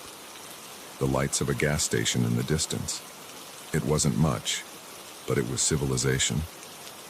Maybe there would be people there, or at least a working phone. I pressed the accelerator to the floor, my car shuddering with the effort. The gas station grew larger in my windshield, a beacon of safety in the darkness. I was going to make it. Then I felt the impact. One of the bikers had pulled up behind me and rammed into my bumper. The jolt sent my car fishtailing, tires squealing as I fought for control. I managed to straighten out, but now they were all around me, a wall of metal and leather hemming me in. They started to close in, tightening their circle. I could hear the scrape of metal as their bikes brushed against my car. My knuckles were white on the steering wheel, tears of fear and frustration blurring my vision. In that moment, Staring at the impassive faces of those helmets, I made a decision. If I was going down, I wasn't going to make it easy for them. I slammed on the brakes. The sudden deceleration caught them by surprise. Two of the bikes clipped my rear bumper, sending their riders tumbling onto the asphalt. The others swerved wildly, trying to avoid a collision. Taking advantage of their confusion, I yanked the wheel hard to the right, sending my car careening off the road. I bounced over the uneven ground, my teeth rattling in my head, but I didn't slow down. I could see the gas station's driveway just ahead. I hit the driveway at full speed, the impact almost lifting my car off its wheels. I screeched into the parking lot, brakes screaming as I came to a stop inches from the storefront. Without waiting to see if the bikers had followed, I leaped out of the car and ran for the door. I burst into the store, startling the sleepy-looking clerk behind the counter. "Call the police," I gasped, my voice shrill with panic. "There are men after me." The clerk, to his credit, didn't hesitate. He grabbed the phone and started dialing as I ran to the window, peering out into the darkness. The highway was empty. No roar of engines, no glint of chrome in the moonlight. The bikers were gone, vanished as suddenly as they had appeared. I sagged against the window, the adrenaline draining out of me, leaving me shaky and nauseous. The clerk was talking to the police, his voice a distant murmur in my ears. When the police arrived, I gave them my statement, describing the terrifying chase in halting, breathless sentences. They looked skeptical, especially when they saw no sign of the bikers. But the damage to my car, the dented bumper, the scrapes along the sides, backed up my story. They promised to investigate, to look for any similar reports in the area, but I could tell they didn't expect to find anything. These kinds of things, they said, were hard to track down. The bikers could have come from anywhere, could be long gone by now. I nodded numbly, not really hearing them. All I could think about was those blank helmet visors, reflecting my own terrified face back at me. The police offered to escort me home, but I couldn't face getting back on that highway. Instead, I asked to use the gas station's phone. I called my sister, who lived in the next town over. She came to pick me up, her face pale with worry when she saw the state I was in. As we drove away, leaving my battered Chevy in the gas station parking lot, I couldn't stop looking in the mirrors, half expecting to see those headlights appear again. In the days that followed, I jumped at every motorcycle engine I heard. I changed my route to work, sticking to busy streets even though it took longer. I bought a can of pepper spray and kept it in my pocket at all times. The police never found anything. No other reports of motorcycle gangs terrorizing drivers. No accidents involving motorcycles on that stretch of highway. It was as if those men had never existed. Sometimes, late at night, I wonder if I imagined the whole thing. If the stress and fatigue of that late-night drive had conjured up those phantom riders. But then I look at my car, at the dents and scrapes that no insurance company will cover, and I know it was real. I still drive that highway sometimes. I have to, for work. But now I only do it in broad daylight, with other cars around. And even then, I can't help but tense up every time I see a motorcycle in my rearview mirror. Because now I know the truth that most people never have to face. Sometimes, the monsters aren't hiding under your bed or in your closet. Sometimes, they're out there on the open road, their faces hidden behind reflective visors, waiting for the perfect moment to strike. And when they do, all you can do is drive like hell and pray you make it out alive. The moment I stumbled upon that clearing, I knew I'd made a terrible mistake. The acrid smell of chemicals, the hastily erected tents, the hard-eyed men staring at me. This wasn't just a campsite. It was something far more sinister, and I was in way over my head. I'd always loved the solitude of the forest. As a botanist, it was both my workplace and my sanctuary. The Pacific Northwest, with its dense, misty woods and diverse plant life, was a paradise for someone like me. I'd spent countless hours wandering these forests, cataloging rare species and basking in the quiet beauty of nature. This expedition was supposed to be like any other. I'd packed my gear, said goodbye to my cat, and headed out into the wilderness for a week-long research trip. My goal was to study a rare species of orchid that was rumored to grow in this particular area. It was exciting work, the kind that could make a career. The first few days were uneventful. I hiked deeper into the forest, setting up camp each night in small clearings or beside babbling streams. I'd found a few promising specimens, carefully documenting each one in my field journal. The weather was perfect, cool and crisp, with just enough sunlight filtering through the canopy to keep the chill at bay. On the fourth day, I decided to venture off the main trail. I'd heard from a local guide that the orchids I was looking for often grew in more secluded areas, away from the beaten path. It was a risk, but one I felt was worth taking for the sake of my research. I'd been hiking for hours, carefully marking my path on my GPS, when I first noticed something odd. The forest had gone quiet. No bird song, no rustle of small animals in the underbrush. Just an eerie, oppressive silence that made the hair on the back of my neck stand up. I should have turned back then. But curiosity, that damned scientific curiosity that had driven me into this profession in the first place, urged me forward. Just a little further, I told myself. Just over the next ridge. That's when I smelled it. A sharp, chemical odor that had no place in these pristine woods. It reminded me of the labs back at the university, a mix of solvents and other, less identifiable scents. My mind raced with possibilities, each more alarming than the last. I crept forward, moving as quietly as I could through the underbrush.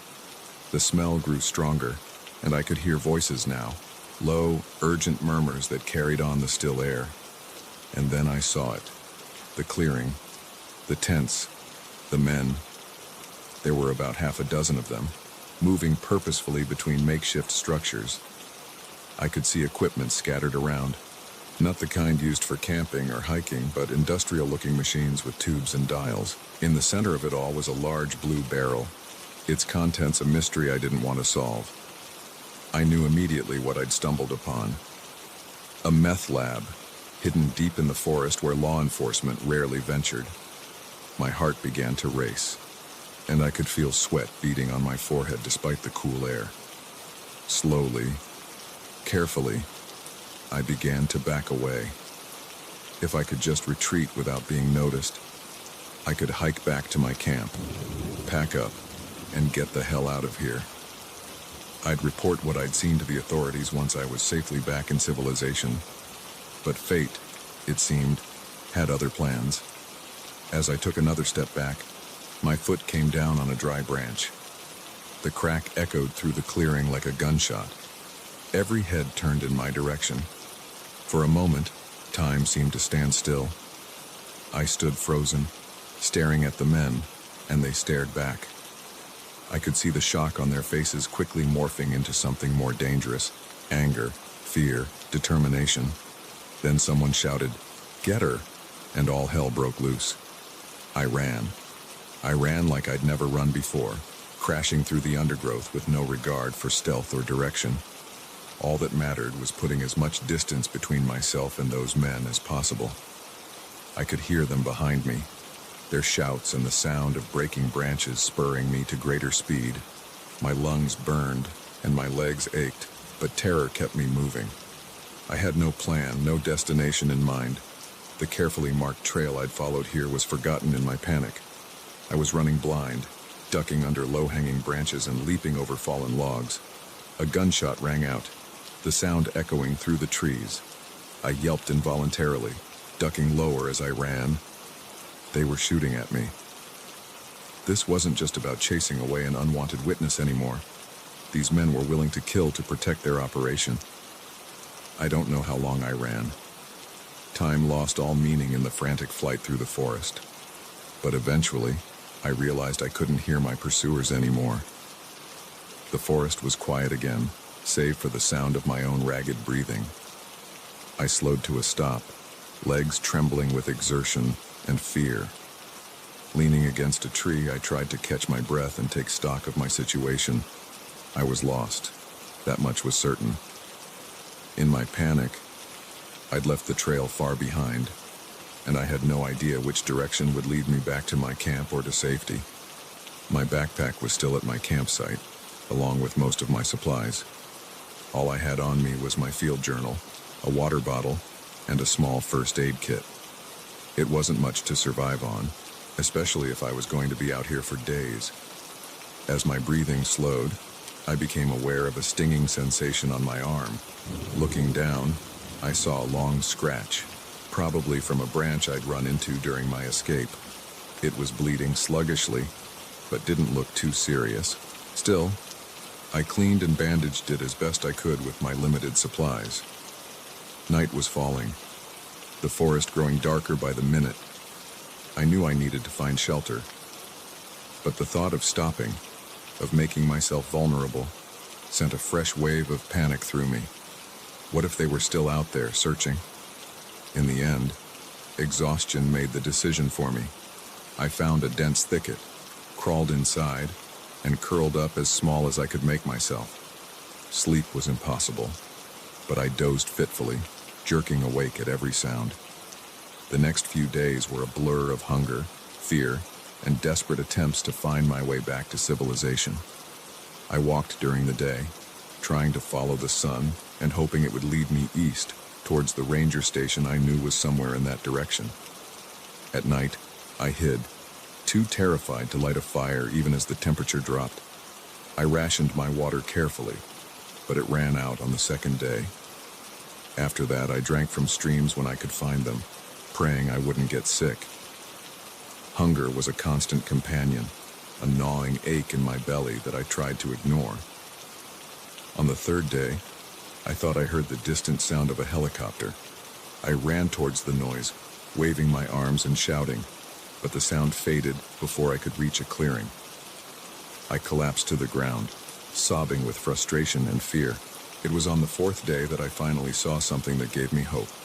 A trail marker, weathered and half hidden by foliage, but unmistakably man-made.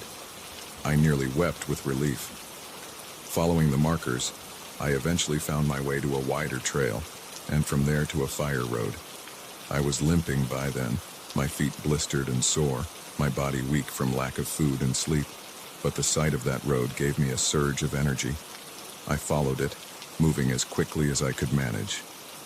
As the sun was setting, I heard the most beautiful sound in the world, a car engine. Moments later, a Forest Service truck came around the bend. I stumbled into the middle of the road, waving my arms frantically.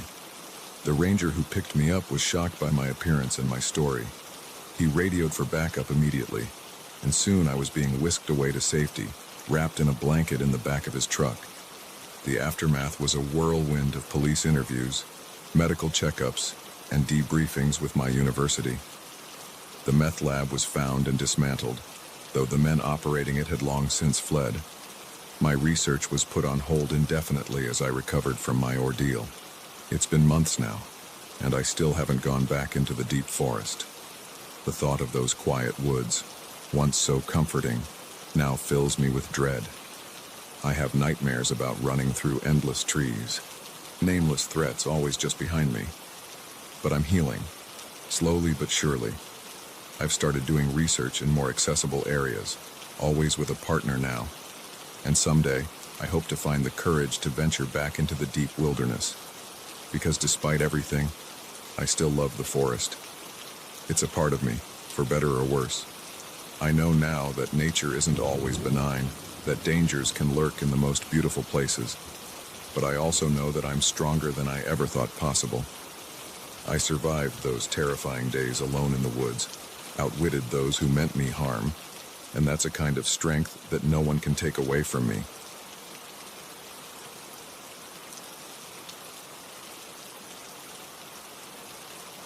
The moment I saw the children's eyes, I knew something was terribly wrong. What should have been a routine babysitting job had suddenly become a night of unimaginable horror, and I was trapped in the middle of it. It was supposed to be an easy gig. I'd been babysitting for the Wilson family for months, watching their two kids, Emma, 8, and Tyler, 6, every other Friday night. The Wilsons were always home by midnight. The kids were usually asleep by 9, and I got to pocket some extra cash while catching up on my homework. Win-win. This particular Friday started like any other. I arrived at 6 p.m., greeted by Mrs. Wilson's hurried instructions as she put on her earrings. Mr. Wilson was already in the car, honking the horn impatiently. Emergency numbers are on the fridge. Kids need to be in bed by 9. No sugar after 7. Mrs. Wilson rattled off, the same speech I'd heard a dozen times before. Oh, and Sarah, the kids have been a bit off lately. Probably just a bug going around school. Nothing to worry about, I'm sure. With that cryptic warning, she was gone, leaving me alone with Emma and Tyler. At first, everything seemed normal. We had dinner, mac and cheese, their favorite, and I let them watch some TV while I tackled my calculus homework. But as the evening wore on, I started to notice little things, odd things. Emma, usually chatty and full of energy, was unnaturally quiet. She sat on the couch, staring at the TV but not seeming to actually watch it. Tyler, on the other hand, couldn't seem to sit still. He paced the living room, occasionally stopping to press his ear against the wall as if listening for something. "You okay, guys?" I asked, trying to keep my voice light. "Feeling all right?" They both turned to look at me, and I felt a chill run down my spine. Their eyes. There was something wrong with their eyes. The pupils were dilated, almost completely black, and they seemed to reflect the light in an unnatural way. "We're fine, Sarah," Emma said, her voice flat and emotionless. "Everything is fine." I laughed nervously, trying to shake off the growing sense of unease. "All right. Well, it's almost bedtime. Why don't you two head upstairs and get ready?" They didn't move. They just kept staring at me with those unsettling eyes. "Sarah," Tyler said, his voice unnaturally deep for a 6-year-old. "Do you want to play a game?" Before I could answer, the lights flickered. Once, twice, then plunged us into darkness. I heard movement in the pitch black, the sound of small feet padding across the hardwood floor. "Emma? Tyler?" I called out, fumbling for my phone to use as a flashlight. "Where are you?" My phone screen lit up, casting an eerie blue glow around the room. The kids were gone. Heart pounding, I made my way to the kitchen to find the circuit breaker. As I passed the bottom of the stairs, I heard a giggle from above. It didn't sound like Emma or Tyler. It sounded wrong.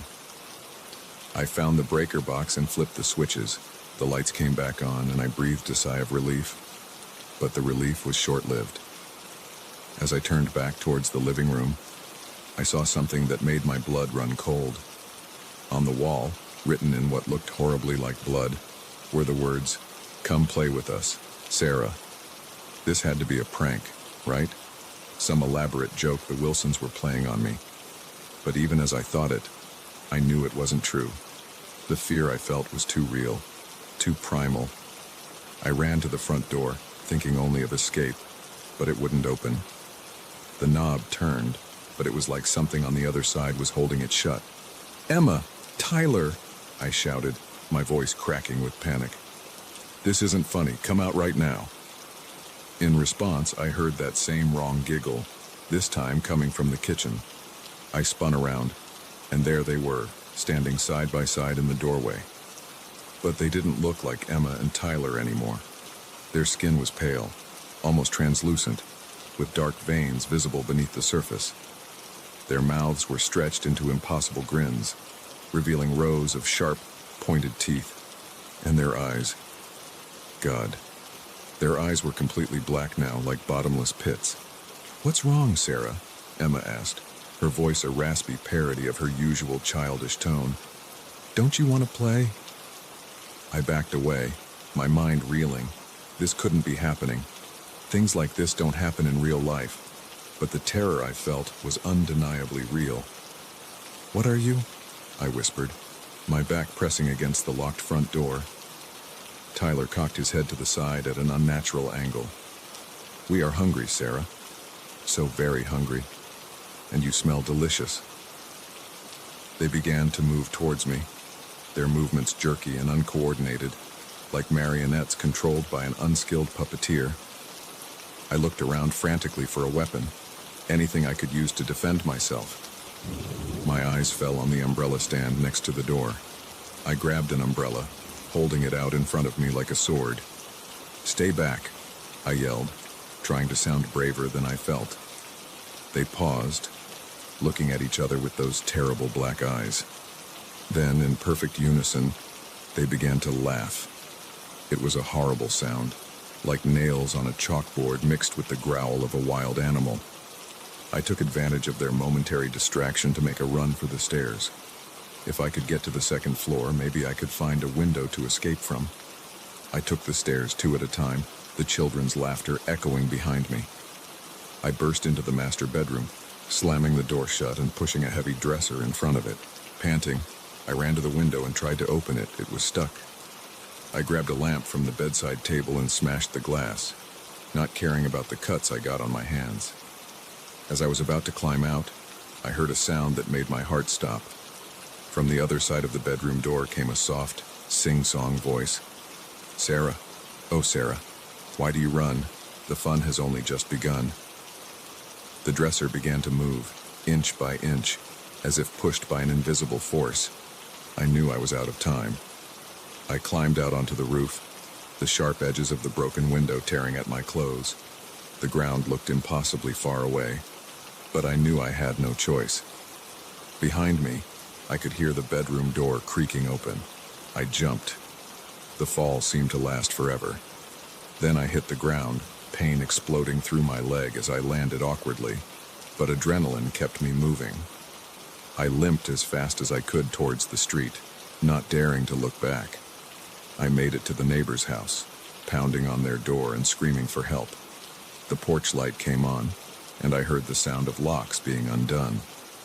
As the door opened, I risked a glance back at the Wilson house. Emma and Tyler stood in the upstairs window, their black eyes fixed on me, those terrible grins still plastered on their faces. Then, as the neighbor pulled me inside, they vanished. The police came, of course. They searched the house but found nothing out of the ordinary. No blood on the walls, no broken window. Emma and Tyler were asleep in their beds, seemingly normal. The Wilsons came home, confused and concerned. No one believed my story. How could they? It sounded insane even to me. They chalked it up to stress, maybe an adverse reaction to some medication. I was sent home with a sprained ankle and a recommendation for a good therapist. But I know what I saw. I know what happened that night was real. I quit babysitting after that. I couldn't bear the thought of being alone with children again. My friends think I'm overreacting, that I'm letting one bad experience ruin something I used to love. But they didn't see what I saw. They didn't feel the terror I felt. Sometimes, late at night, I still hear that wrong giggle in my dreams. I see those black eyes staring at me from the darkness. And I wonder, what if it happens again? What if next time, there's no escape? I don't have answers. All I know is that the world is darker and more dangerous than I ever imagined. And somewhere out there, 2 children with black eyes and sharp teeth are waiting, hungry for their next victim. So if you're ever babysitting and something feels off, if the children start acting strange, or their eyes seem a little too dark, don't wait. Don't try to rationalize it. Just run. Run as fast and as far as you can, because you never know when a normal night of babysitting might turn into a nightmare.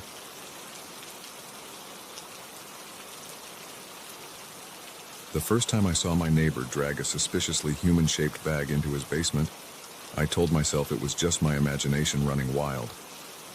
By the 3rd time, I knew I was living next door to a monster.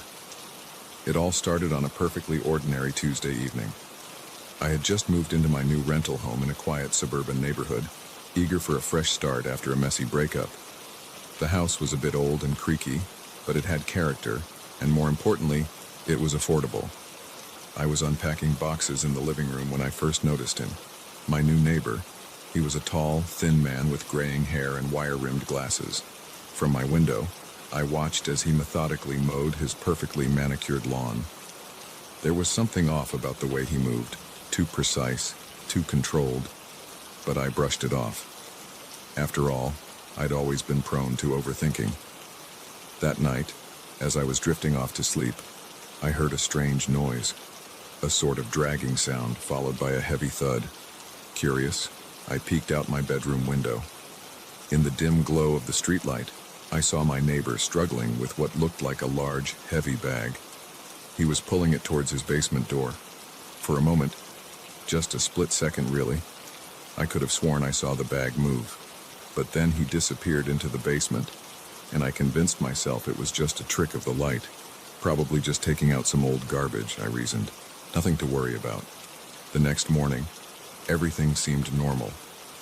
I saw my neighbor leaving for work, briefcase in hand, looking every bit the respectable suburban professional. He even waved at me as he got into his car. I waved back, feeling a bit foolish for my late-night imaginings.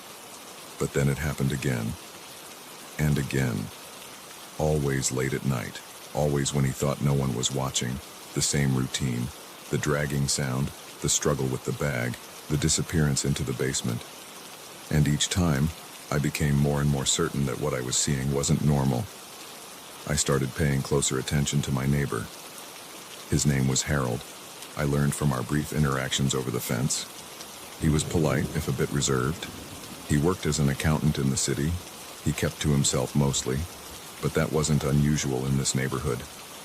But the more I watched, the more I noticed little things that didn't quite add up, like how his trash cans were always nearly empty on collection day, despite him living alone, or the strange chemical smell that sometimes wafted from his property late at night, or the way he would sometimes stand in his backyard, staring into the distance with an unsettling intensity. I knew I should go to the police, but what would I tell them? That my seemingly normal neighbor sometimes dragged heavy bags into his basement at night? That I had a bad feeling about him? They'd think I was crazy or worse, a nosy neighbor causing trouble. So I did the next best thing.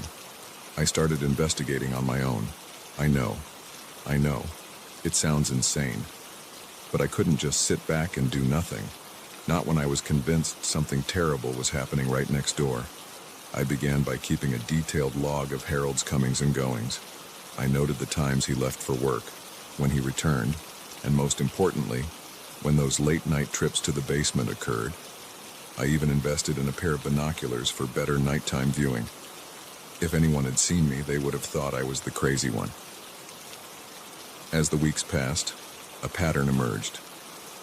The basement trips always happened on Friday nights, usually around 2 a.m., and they were always preceded by Harold returning home much later than usual, often in a car I didn't recognize. One night, emboldened by my observations and fueled by a mixture of fear and morbid curiosity, I decided to get a closer look. I waited until I saw Harold's car pull out of the driveway, then crept over to his property. The basement windows were at ground level, partially obscured by overgrown shrubs. I pushed the branches aside, my heart pounding so loudly I was sure someone would hear it. Pressing my face against the cool glass, I peered inside. What I saw haunts me to this day. The basement was immaculately clean, almost clinically so. Bright fluorescent lights illuminated a space that looked more like a laboratory than a typical suburban basement. There were tables covered in equipment I couldn't identify, shelves lined with jars of mysterious substances, and in the center of it all, a large metal table with straps attached. But it was what was on the walls that truly terrified me. Photos, dozens of them, each showing a different person, men and women of various ages. Some of the photos were crossed out with angry red marks.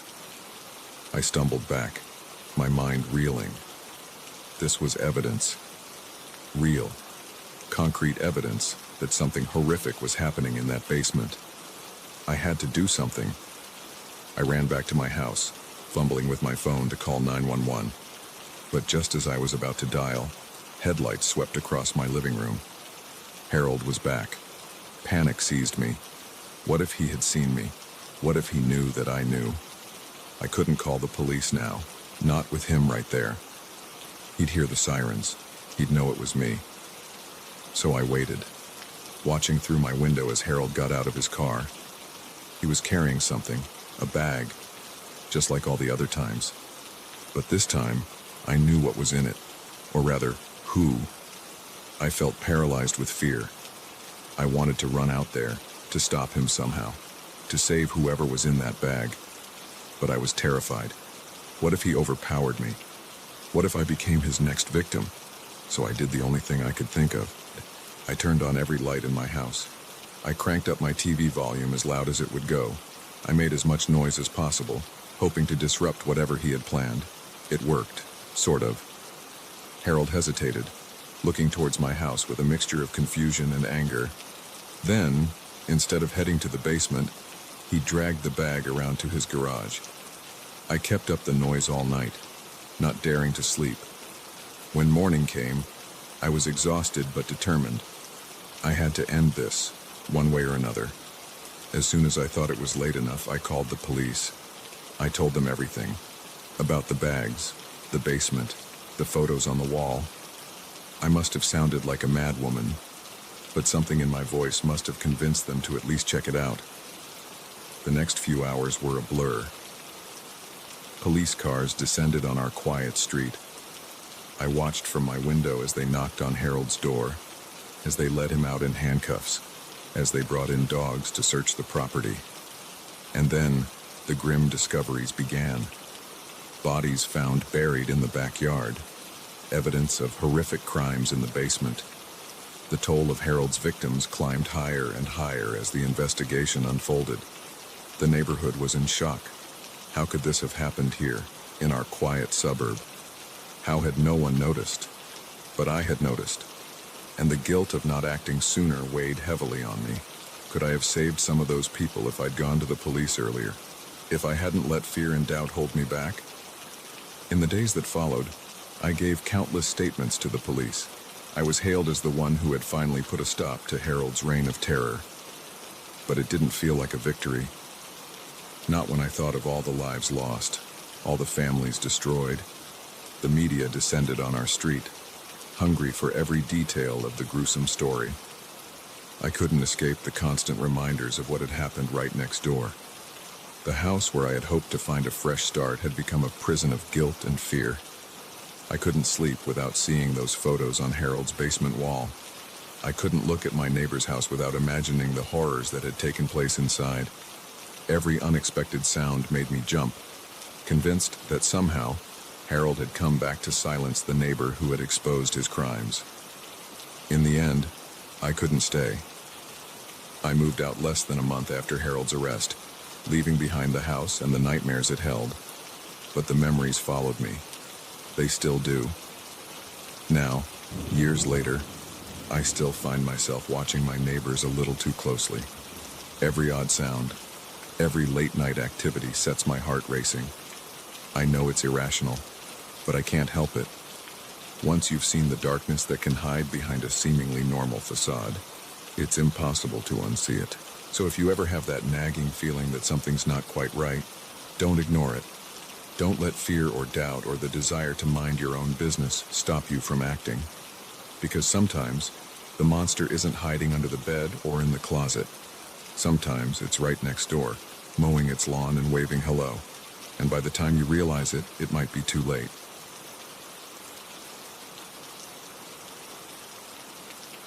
The moment their headlights filled my rearview mirror, I knew this wasn't going to be an ordinary drive.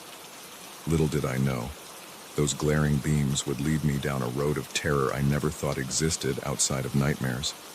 It was supposed to be a simple road trip. Just me, my beat-up Honda Civic, and 300 miles of open highway between me and my sister's wedding.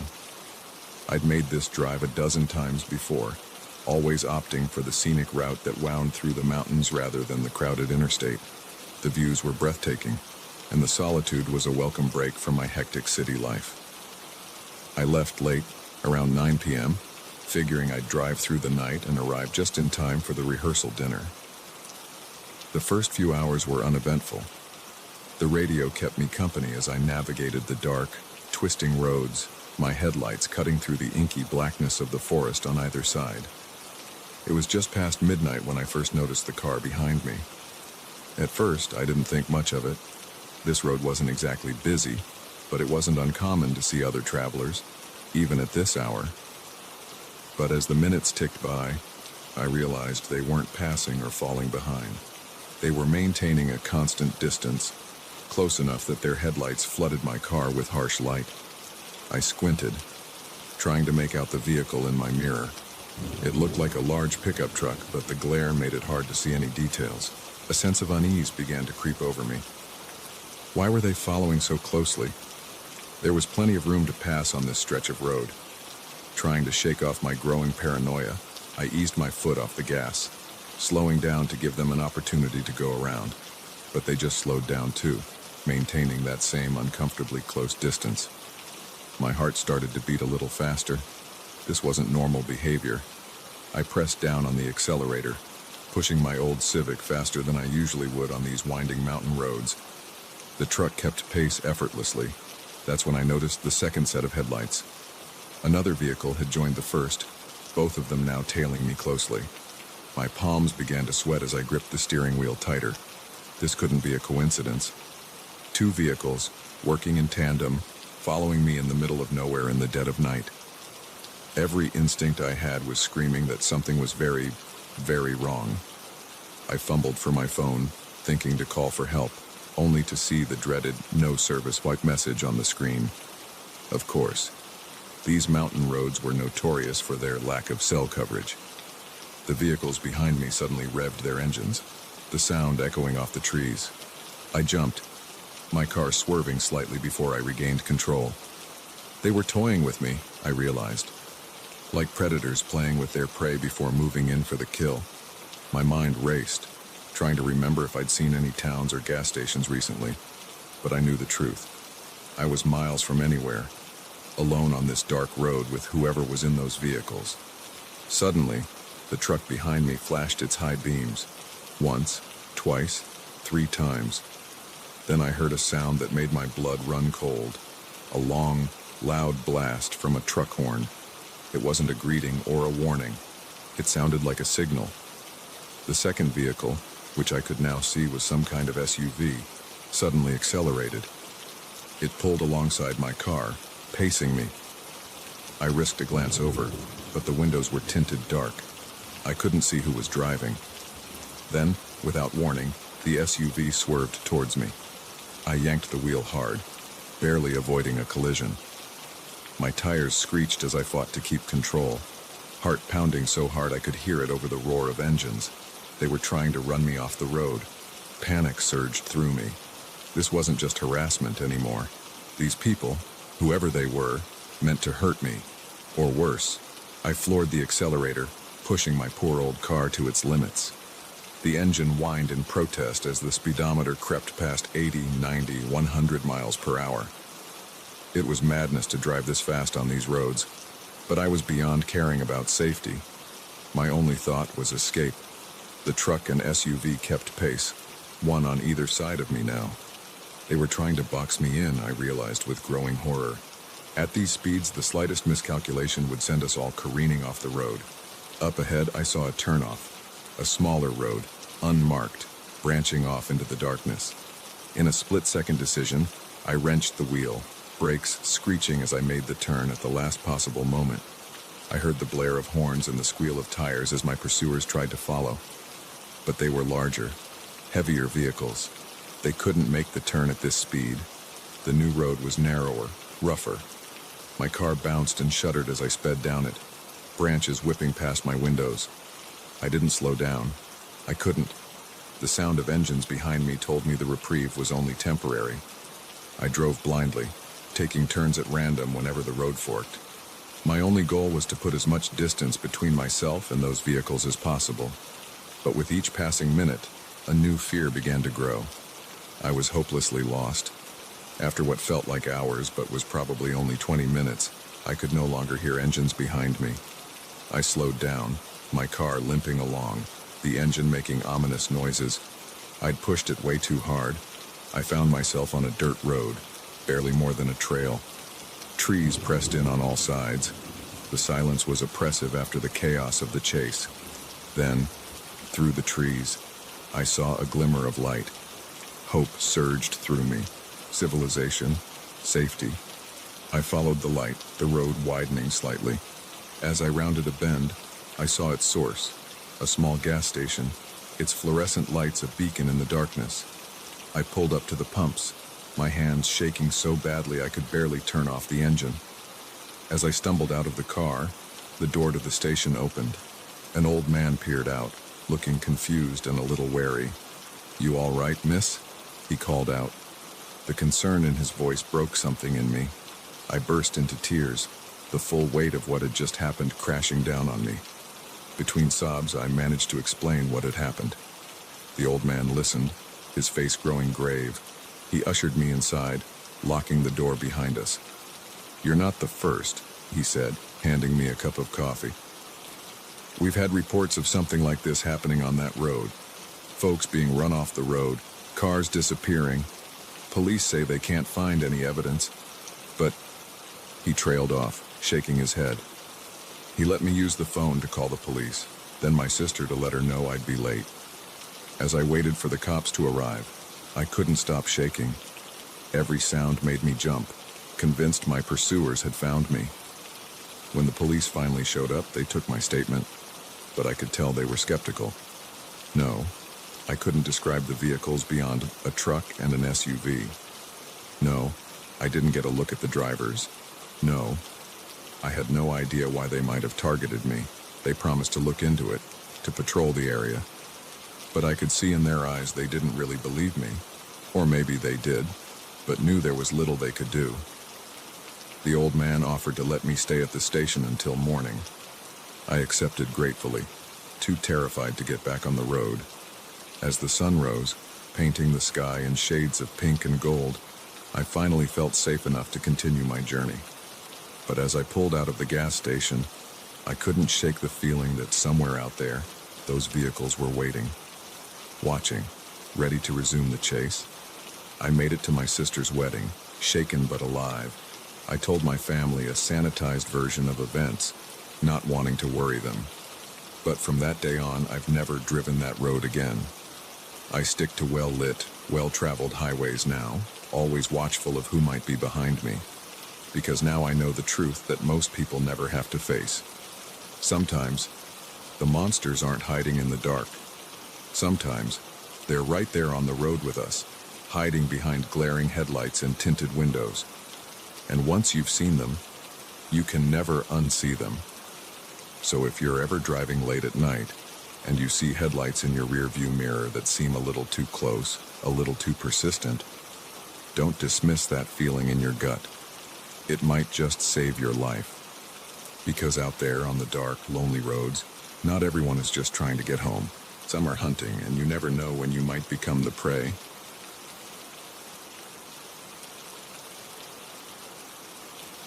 The moment I saw the unmarked crates being loaded onto that plane, I knew I'd stumbled onto something I wasn't supposed to see. What I didn't realize was that my late-night shift at the airport was about to turn into a fight for my life. I'd been working the graveyard shift at Millbrook International Airport for about 6 months. It wasn't glamorous work, but it paid the bills and I enjoyed the quiet of the airport at night. Most of the time, it was just me, a handful of security guards, and the occasional red-eye flight crew. That night started like any other. I clocked in at 11 p.m., nodded to Frank at security, and made my rounds through the cargo area. Everything was routine until about 2 a.m. when I heard the unmistakable sound of a plane taxiing. This was odd. There weren't any scheduled flights at this hour, and unscheduled landings usually came with a lot of commotion. This plane was arriving quietly, almost stealthily. Curiosity got the better of me. I made my way to the window overlooking the tarmac, staying in the shadows. The plane was a nondescript cargo carrier, no airline markings visible.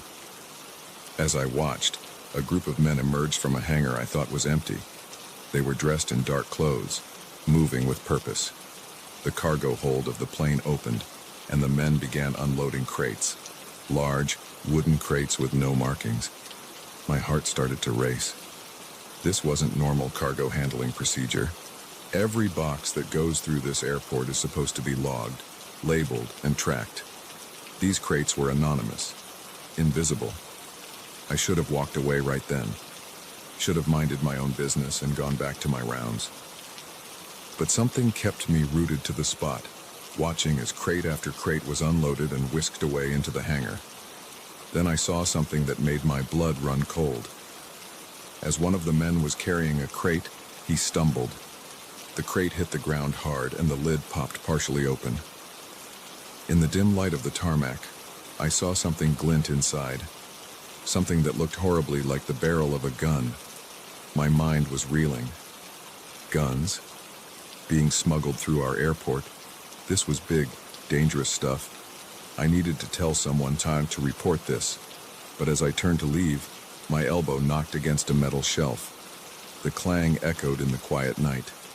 I froze, on the tarmac, every head turned towards the window where I was hiding. I ducked down, heart pounding, praying they hadn't seen me. For a long moment, there was silence. Then I heard voices, angry and urgent, and the sound of footsteps entering the building. Panic surged through me. I had to get out of there. I scrambled to my feet and ran, not caring about the noise I was making now. Behind me, I could hear shouts and the sound of pursuing footsteps. I burst out of the cargo area and into the main terminal, my mind racing. Where could I go? Who could I trust? I thought about going to security, but a terrible thought stopped me. What if they were in on it? What if the whole airport was compromised? I ducked into a maintenance closet, trying to catch my breath and think. I needed to call the police, but my cell phone was in my locker. There was a landline in the office, but that was all the way on the other side of the terminal. As I stood there, paralyzed with indecision, I heard voices outside the closet. She couldn't have gone far. Find her. And for God's sake, be quiet about it. We can't afford to draw attention. I held my breath, pressing myself against the wall as footsteps passed by the closet door. Once they faded, I allowed myself to breathe again. But I knew I couldn't stay here. It was only a matter of time before they searched this area. I cracked the door open, peering out into the dimly lit terminal. It seemed clear. Taking a deep breath, I slipped out and began making my way towards the office, staying low and using the check-in counters as cover. I was about halfway there when I heard a shout. "There she is!" I ran, full out sprinted across the terminal, abandoning any pretense of stealth. I could hear them behind me, their footsteps echoing on the hard floor. I reached the office and slammed the door shut, fumbling with the lock. My hands were shaking so badly I could barely manage it. I grabbed the phone, punching in 911 as I heard bodies slam against the door. 911, what's your emergency? Please, I gasped. I'm at Millbrook International Airport. There are men smuggling weapons. They're trying to... The door burst open. The phone was ripped from my hand. I found myself staring down the barrel of a gun, held by a man with cold eyes and a scarred face. That was a very stupid thing to do, he said, his voice calm and terrifying. I was marched out of the office at gunpoint, my arms held tightly by two other men. They took me to the hangar where I'd seen them unloading the crates. Inside, I saw stacks upon stacks of wooden boxes, enough weapons to supply a small army. A well-dressed man I hadn't seen before approached us. He looked me up and down, his expression a mixture of annoyance and calculation. What do we do with her, boss? The man holding me asked. The well-dressed man sighed. This complicates things. We can't afford loose ends, but a missing airport employee will raise too many questions. He turned to me. What's your name? Sarah, I said, my voice barely above a whisper. Well, Sarah, you've put us in quite a predicament. I don't suppose I could convince you to forget everything you've seen tonight? I said nothing, too terrified to speak. He nodded, as if my silence was answer enough. I thought not. Well, we'll have to... He was cut off by the sound of sirens in the distance. Everyone in the hangar froze. Impossible, the scarred man growled. We cut the call before she could give any details. The well-dressed man's eyes narrowed. It seems our friend Sarah here is cleverer than we gave her credit for. He turned to the others. Pack it up. Now, Leave nothing behind. The hangar erupted into frantic activity. Men were loading crates back onto the plane with remarkable speed. The well-dressed man turned back to me. "It seems it's your lucky day, Sarah. We don't have time to deal with you properly." He nodded to the men holding me. "Put her in the office. Make sure she can't raise any more alarms." I was dragged back to the office, my arms tied behind my back with duct tape. They shoved me into a supply closet, slamming the door shut. I heard the scrape of something heavy being pushed in front of it. From inside the closet, I could hear muffled shouts and the sound of engines roaring to life. The plane was taking off. Then, closer, the sound of boots on tile, police radios squawking. "Hello!" I shouted, my voice hoarse. "In here! I'm in here!" It felt like an eternity before the door was finally opened. I blinked in the sudden light, looking up into the concerned face of a police officer. The next few hours were a blur of questions and statements. I told them everything I'd seen, everything I'd heard. They seemed to take it seriously, but I could tell they were skeptical. A massive weapons smuggling operation, right under their noses. It seemed impossible. As dawn broke, I sat in a small office, a blanket around my shoulders and a cup of coffee in my hands. A detective sat across from me, his face grave. "We found evidence of the operation," he said. "Traces in the hangar, fuel records for an unscheduled flight. But the weapons, the men you described, they're gone, vanished." I nodded, not really surprised. They'd had plenty of time to cover their tracks. "What happens now?" I asked. The detective sighed. "We'll investigate us, of course. But without concrete evidence, it's going to be tough to prove anything." He leaned forward. "You should know, this goes deep. We've already had calls from people way above my pay grade, telling us to drop it. Whatever you saw, whoever those men were, they've got powerful friends." A chill ran down my spine.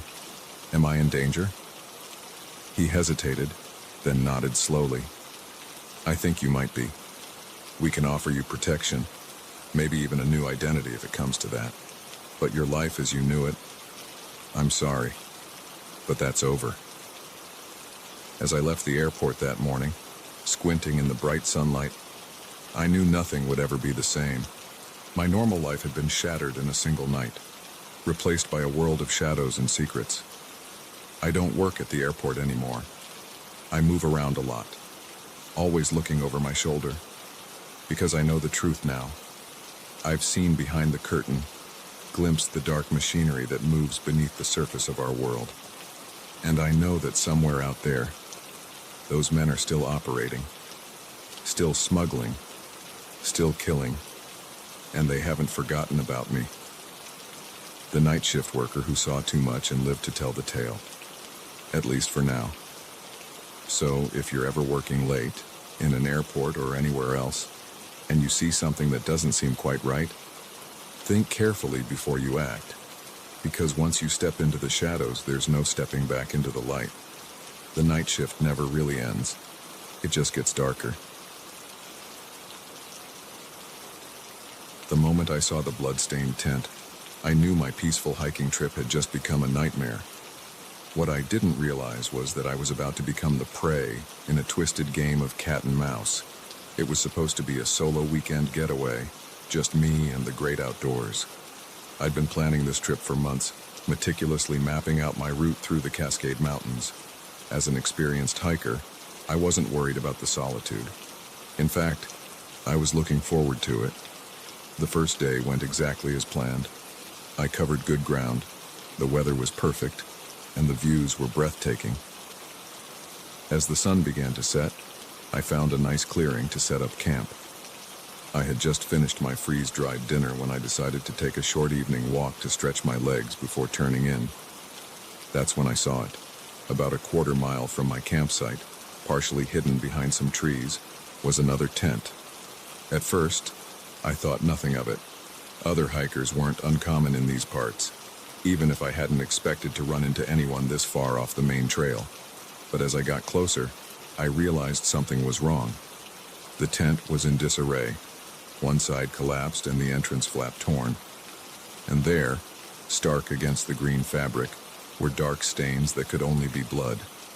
My heart started racing. I called out, hoping that maybe someone was hurt and needed help. But only silence answered me. Cautiously, I approached the tent. The blood trail led inside. Taking a deep breath, I steeled myself and peered in. The interior was a scene of chaos. Sleeping bags were shredded, gear was strewn about, and more blood stained the floor. But there was no body, no sign of whoever had been staying here. I stumbled back, my mind reeling. What had happened here? Was it an animal attack? But if so, where was the victim? That's when I noticed the footprints. Human footprints, leading away from the tent and into the dense forest.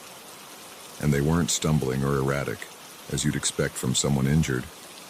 They were purposeful, evenly spaced, like someone calmly walking away from a crime scene. A chill ran down my spine as I realized the implications. This wasn't an animal attack. This was something much worse. I needed to get out of there. Fast. I turned to head back to my camp, planning to pack up and hike through the night if necessary. But as I spun around, movement caught my eye. There, partially hidden behind a tree about 50 yards away, was a figure, watching me. Our eyes met for a split second before the figure darted away, disappearing into the underbrush with unnatural speed. Panic surged through me. I ran, no longer caring about stealth or leaving traces. My only thought was to get back to my camp, grab my things, and get the hell out of there. I burst into my campsite, gasping for breath. My hands shook as I tried to break down my tent, constantly glancing over my shoulder, certain I'd see that figure emerging from the trees at any moment. Just as I was shoving the last of my gear into my backpack, I heard it, a twig snapping, not too far away. Then another, closer this time. Someone was approaching, and they weren't trying to be quiet anymore. I slung my pack over my shoulder and ran. I didn't bother trying to find the trail in the darkness. I simply picked a direction and went, pushing through branches and leaping over fallen logs. Behind me, I could hear pursuit. Whoever it was, they were fast, and they knew these woods better than I did. I ran until my lungs burned, until each breath felt like fire in my chest. But the sounds behind me never faded. If anything, they were getting closer. In my panic, I lost all sense of direction. I had no idea where I was or which way would lead me back to civilization. All I knew was that I had to keep moving. As I crashed through a thick patch of undergrowth, my foot caught on a root. I went down hard, tumbling down a steep incline. I rolled and slid, unable to stop myself, branches whipping at my face and arms. Finally, I came to a stop at the bottom of the hill. I lay there for a moment, dazed and winded. As I struggled to my feet, I realized I'd lost my backpack in the fall. All my supplies, my map, my emergency beacon gone. I was lost in the wilderness, in the middle of the night, being chased by God knows what. For a moment, despair threatened to overwhelm me. But then I heard it again, the sound of someone moving through the forest above me. My pursuer was still coming. Ignoring the pain from my fall, I started moving again, but now I was slower, more cautious. I couldn't risk another fall, and part of me knew that at this point, running blindly would only get me more lost. As I picked my way through the dark forest, my mind raced. Who was chasing me? What had happened at that campsite? Was I going to end up like whoever had been in that blood-stained tent? Hours passed, or maybe it was minutes. Time lost all meaning in the darkness of the forest. I was exhausted, my body aching from the fall and the constant movement, but I didn't dare stop. Just as I was beginning to think I couldn't go on, I saw something through the trees, a light, faint, but definitely there. Hope surged through me, civilization, safety. I started moving faster, pushing towards that distant glow. As I got closer, I realized it wasn't a house or a street light. It was a campfire. I hesitated. Was this salvation? Or was I walking right into danger? But I was out of options. I was lost, injured, and whoever had been chasing me could still be out there. I had to take the risk. Slowly, cautiously, I approached the campfire. As I got closer, I could make out a figure sitting by the flames. An old man with a weathered face and a long gray beard. He looked up as I stumbled into the clearing, his eyes widening in surprise. "Good Lord, child," he said, his voice gravelly but kind. "What happened to you?" The concern in his voice broke something in me. I collapsed by the fire, the events of the night pouring out of me in a rushed, panicked stream. The bloody tent, the figure in the woods, the chase through the darkness. The old man listened silently, his face growing grave. When I finished, he nodded slowly. "You're not the first," he said, poking at the fire with a stick. "Been hearing stories for years about hikers going missing in these parts, folks finding abandoned camps, just like the one you described. Most people think it's animal attacks, bears maybe, but I've always thought there was something off about it all." He looked at me, his eyes serious. "You're lucky you found your way here. Whatever's out there, it doesn't come near my camp. Don't know why. Don't much care to find out. Neither." I spent the rest of the night by the old man's fire, jumping at every sound from the forest. When dawn finally broke, he gave me directions back to the ranger station. "Be careful," he warned as I prepared to leave. "Just 'cause the sun's up don't mean you're safe. Whatever's out there, it don't much care about day or night." The hike back was tense, every rustle in the undergrowth making me flinch. But I made it to the ranger station without incident. I reported what I'd seen, but I could tell from their faces they didn't really believe me. They sent out a search party, but they never found the bloody tent or any sign of what had happened. It's been years since that night, but I still have nightmares about it. In my dreams, I'm running through an endless dark forest, always with the sense of something right behind me, reaching out with blood-stained hands. I don't go hiking anymore, at least not alone. The wilderness has lost its appeal for me, because now I know the truth that most people never have to face. Sometimes, the real monsters aren't the animals in the woods. Sometimes, they walk on two legs and hunt with a purpose that no mere beast could match.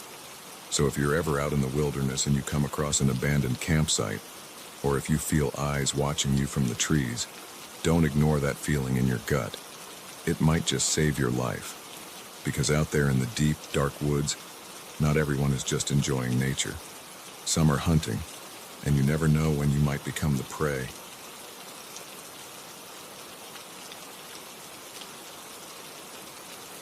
The moment his hand closed around my wrist, I knew I'd made a terrible mistake. What had started as a night of music and freedom at the festival had suddenly become a nightmare, and I was being pulled deeper into the darkness with each passing second. I'd been looking forward to the Sunburst Music Festival for months. 3 days of non-stop music, dancing, and escape from the mundane realities of my everyday life. I'd saved up, bought my ticket, and convinced my best friends, Jess and Mike, to come along. It was going to be the highlight of our summer. The first day was everything I'd hoped for.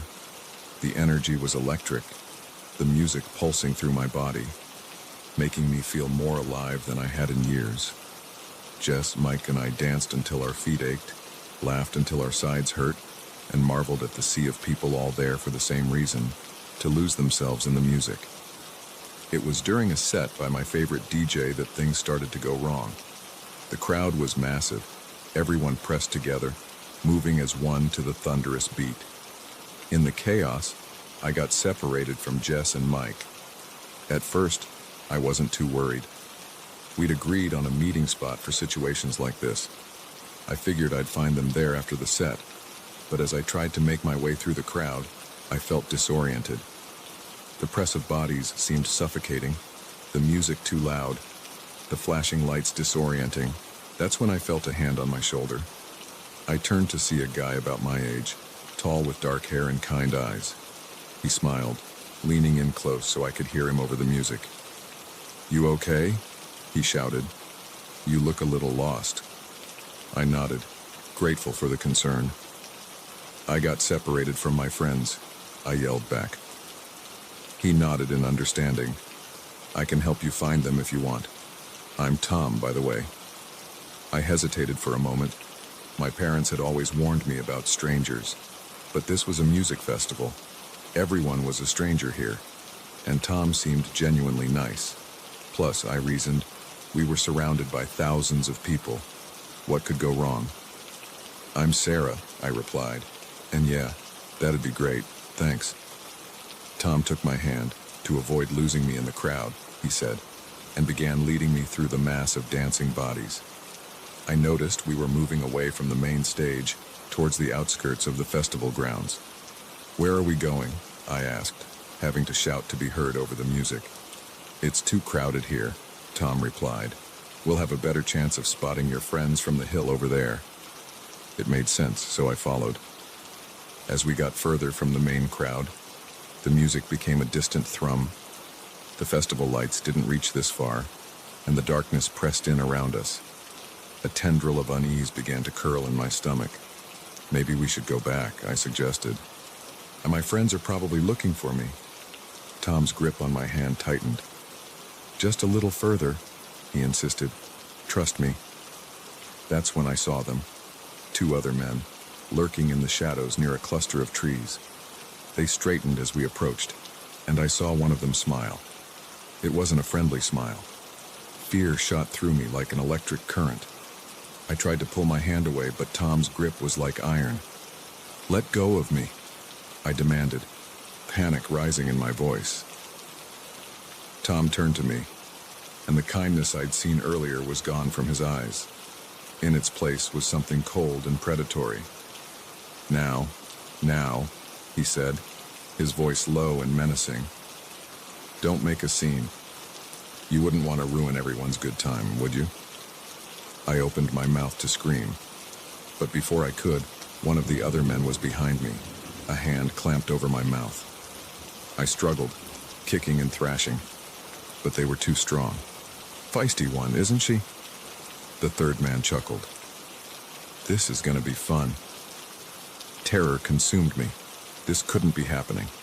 Not here, not now, not to me. They started dragging me towards a van I hadn't noticed before, parked just beyond the tree line. My mind raced. Once they got me in that van, it would be over.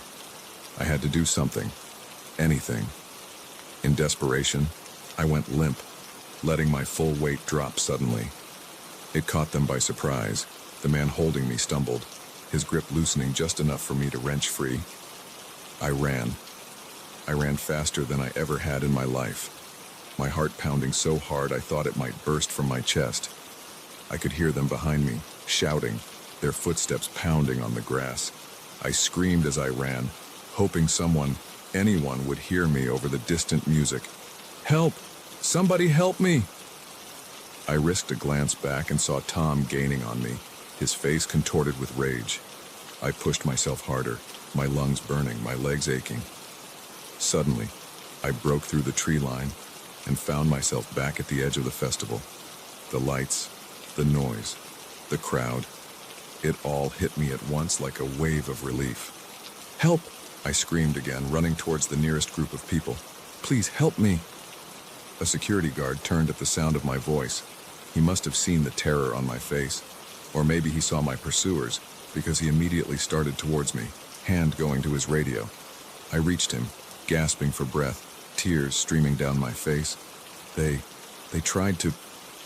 I couldn't get the words out. The guard put a protective arm around me, speaking rapidly into his radio.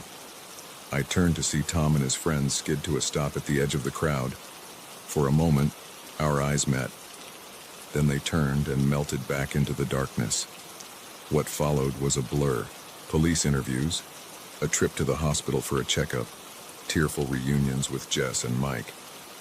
I gave the best descriptions I could of Tom and the others, but I knew the chances of finding them were slim. They had planned this, had probably done it before. The thought made me sick. The festival continued around us, the music and laughter a surreal backdrop to the nightmare I'd just lived through. Jess and Mike wanted to leave immediately, but something made me stay. I needed to see it through, to not let them take this experience from me completely. For the rest of the weekend, I stayed close to my friends, jumping at every shadow, scrutinizing every face in the crowd. I kept thinking I saw Tom, kept feeling phantom hands grabbing at me. But slowly, as the hours passed and the music played on, I began to feel something else. Strength, resilience. I had faced the worst and survived. I had fought back and escaped. On the last night of the festival, as the final act took the stage, I stood with Jess and Mike, our arms around each other. As the music swelled around us, I felt tears on my cheeks, but they weren't tears of fear or sadness. They were tears of relief, of gratitude, of determination. I knew the road ahead would be hard. There would be nightmares, therapy sessions, days when the fear would threaten to overwhelm me. But in that moment, surrounded by thousands of people all united by music, I made a promise to myself. I wouldn't let this experience define me. I wouldn't let Tom and men like him win. As the last notes faded and the crowd erupted in cheers, I cheered too. For the music, yes, but also for myself. For my strength, my survival, my future. The Sunburst Music Festival wasn't the carefree experience I'd hoped for. Instead, it was the crucible in which a stronger version of myself was forged. A version that knew the dangers of the world but refused to be cowed by them. A version that would always be more cautious, yes, but also more appreciative of every moment of joy and freedom. Now, when I hear the songs that played that weekend, I don't just remember the fear. I remember the strength I found, the friends who stood by me, the kindness of strangers who came to my aid. And I dance, not despite what happened, but because of it. Because every beat, every note, every moment of joy is a victory over those who tried to take it all away. So if you're ever at a festival, or any crowded place, and you see someone who looks lost or uncomfortable, reach out. Be the help they need. Because sometimes, the difference between a night of fun and a lifetime of trauma is just one act of kindness. And you never know when you might be the one who needs that kindness yourself.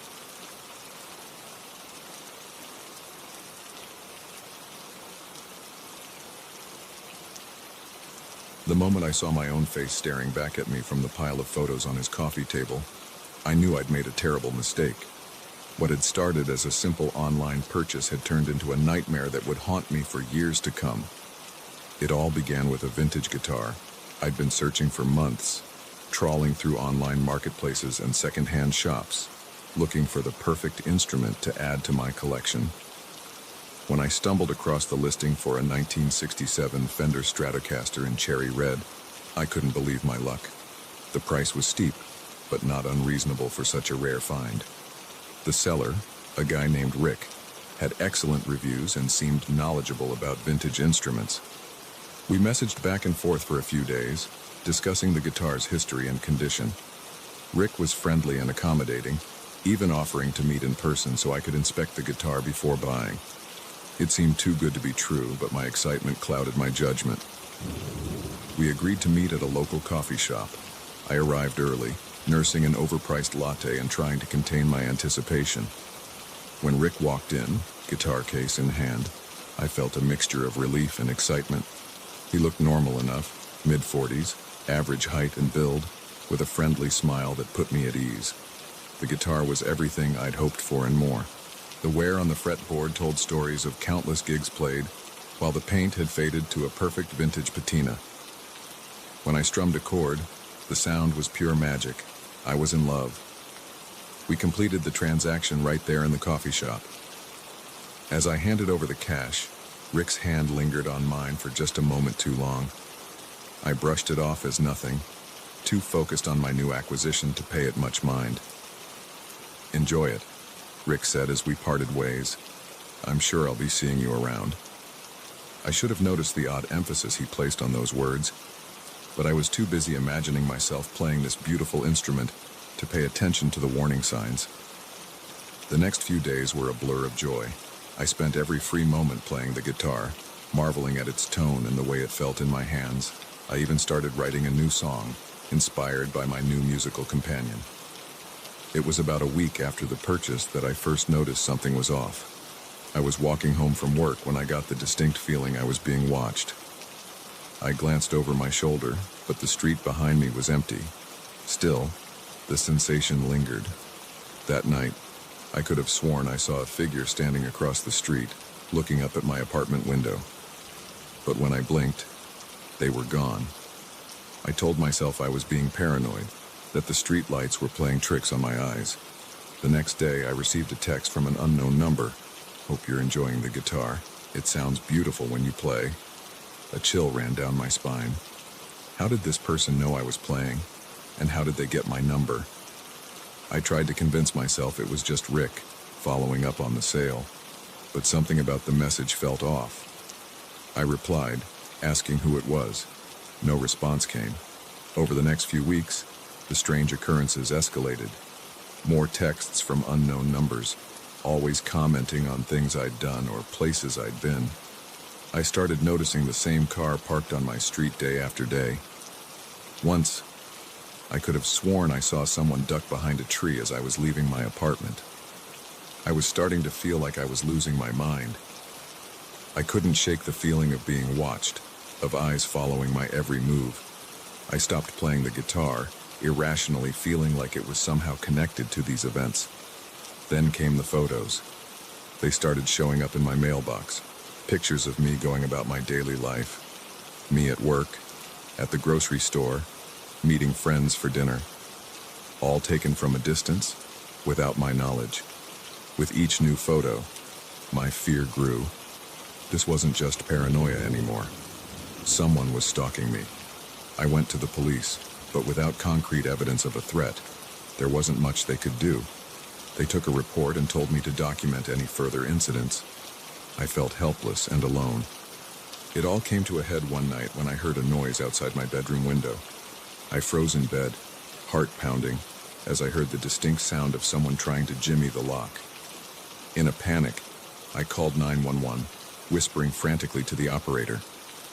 The police arrived within minutes, their sirens shattering the quiet night. I heard running footsteps, then silence. When I finally worked up the courage to look outside, the street was empty, save for the police cars. But on my windowsill was a single red guitar pick. The officers took my statement, dusted for prints, and promised to increase patrols in the area. But we all knew it wasn't enough. Whoever was doing this was patient, methodical. They wouldn't be scared off so easily. In desperation, I decided to confront Rick. He was the only connection I could think of, the starting point of this whole nightmare. I messaged him, asking to meet. To my surprise, he agreed readily. We met at the same coffee shop as before. Rick looked exactly as I remembered, but now his friendly demeanor seemed sinister, his smile predatory. "I know it's you," I said, trying to keep my voice steady. "The texts, the photos, all of it. Why are you doing this?" Rick's smile never faltered. "I'm afraid I don't know what you're talking about," he said, his voice dripping with false concern. "Are you feeling all right?" "Don't play dumb," I hissed. "I'll go to the police." You'll what?" Rick interrupted, his voice suddenly hard. "Tell them the man who sold you a guitar is stalking you, without proof. Be careful with accusations like that. They can get a person in trouble." The threat was clear. I left the coffee shop shaken, no closer to answers, but now certain of Rick's involvement. That night, I couldn't sleep. Every creak of the building, every car passing outside had me on edge. Around 2 a.m., I heard a key turning in my front door lock. Panic surged through me. I grabbed my phone, ready to call 911, and looked around frantically for a weapon.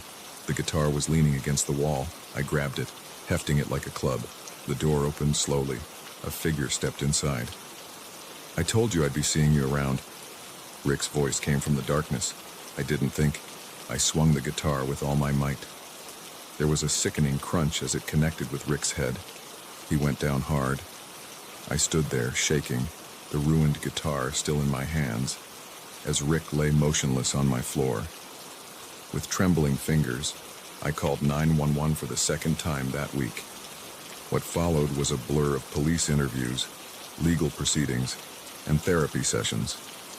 The full extent of Rick's obsession came to light.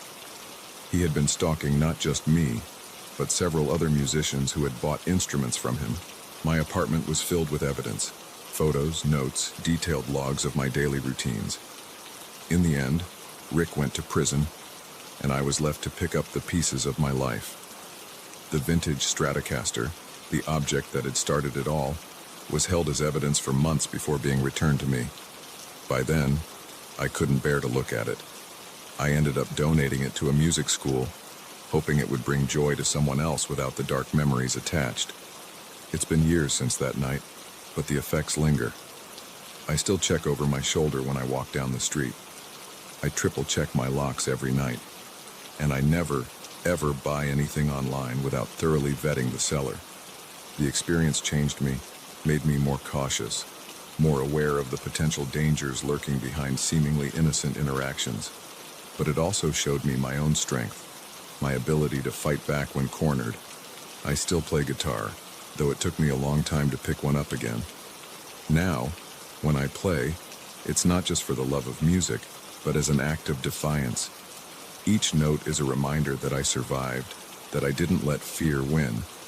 So if you're ever buying something online, especially if it involves meeting the seller in person, be careful, trust your instincts, and remember that sometimes the most dangerous predators are the ones hiding behind a friendly smile and a too-good-to-be-true offer. Because you never know when a simple purchase might turn into a fight for your safety, your sanity, and your life.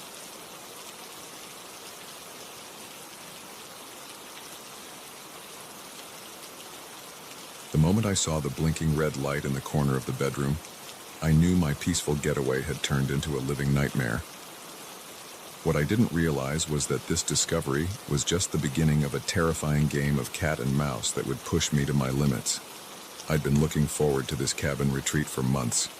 After a grueling year at work, I needed some time alone to decompress and recharge. When I found the listing for a secluded cabin in the woods, it seemed perfect. The photos showed a cozy interior, a wraparound porch with a stunning view of the mountains, and best of all, no Wi-Fi or cell service. A true escape from the world. The drive up was beautiful, winding through forests that were just starting to show the first hints of fall color. As I pulled up to the cabin, I felt the stress of the past year starting to melt away. The cabin was everything the listing had promised, and more. Rustic but comfortable, with a well-stocked kitchen and a fireplace that looked perfect for chilly evenings. I spent the first day hiking, exploring the trails around the property. The silence was intoxicating, broken only by the sound of birds and the crunch of leaves under my boots. That night, I made a simple dinner and settled in front of the fire with a book, feeling more relaxed than I had in years. It wasn't until the second night that things started to feel off.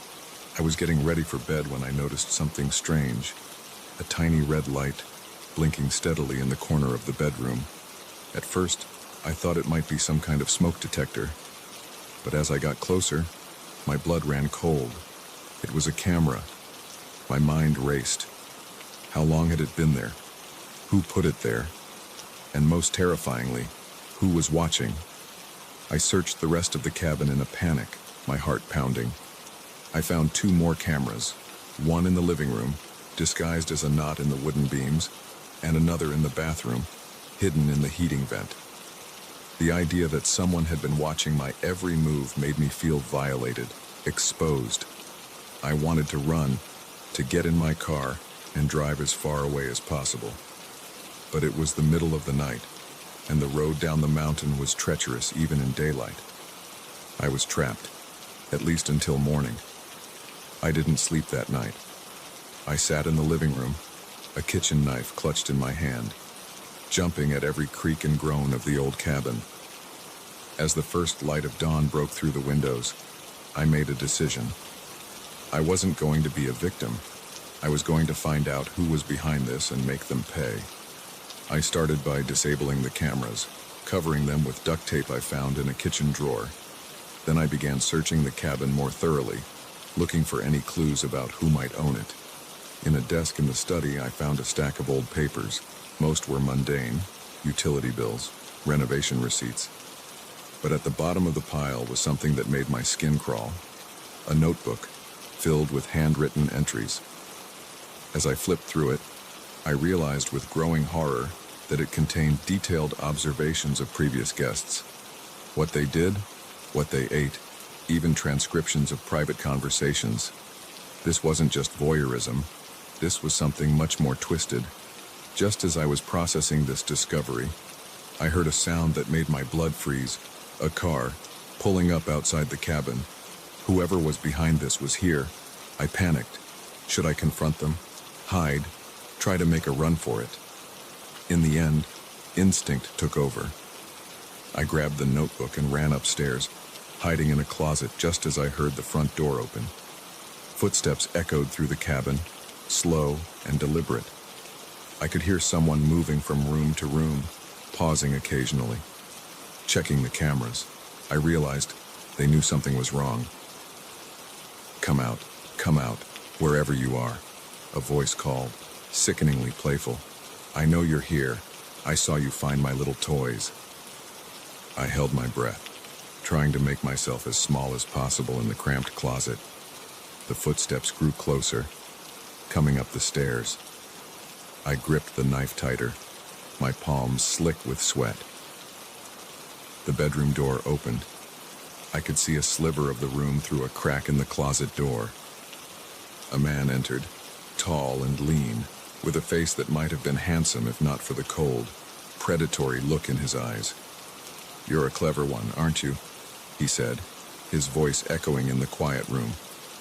"But this is my game, and I know all the hiding spots." He moved towards the closet. I tensed, ready to fight for my life. Just as his hand reached for the closet door, a miracle happened. A phone rang. Not mine. I'd left it in the car, useless without service. It was his. He paused, then pulled out a cell phone. "What?" He snapped into it.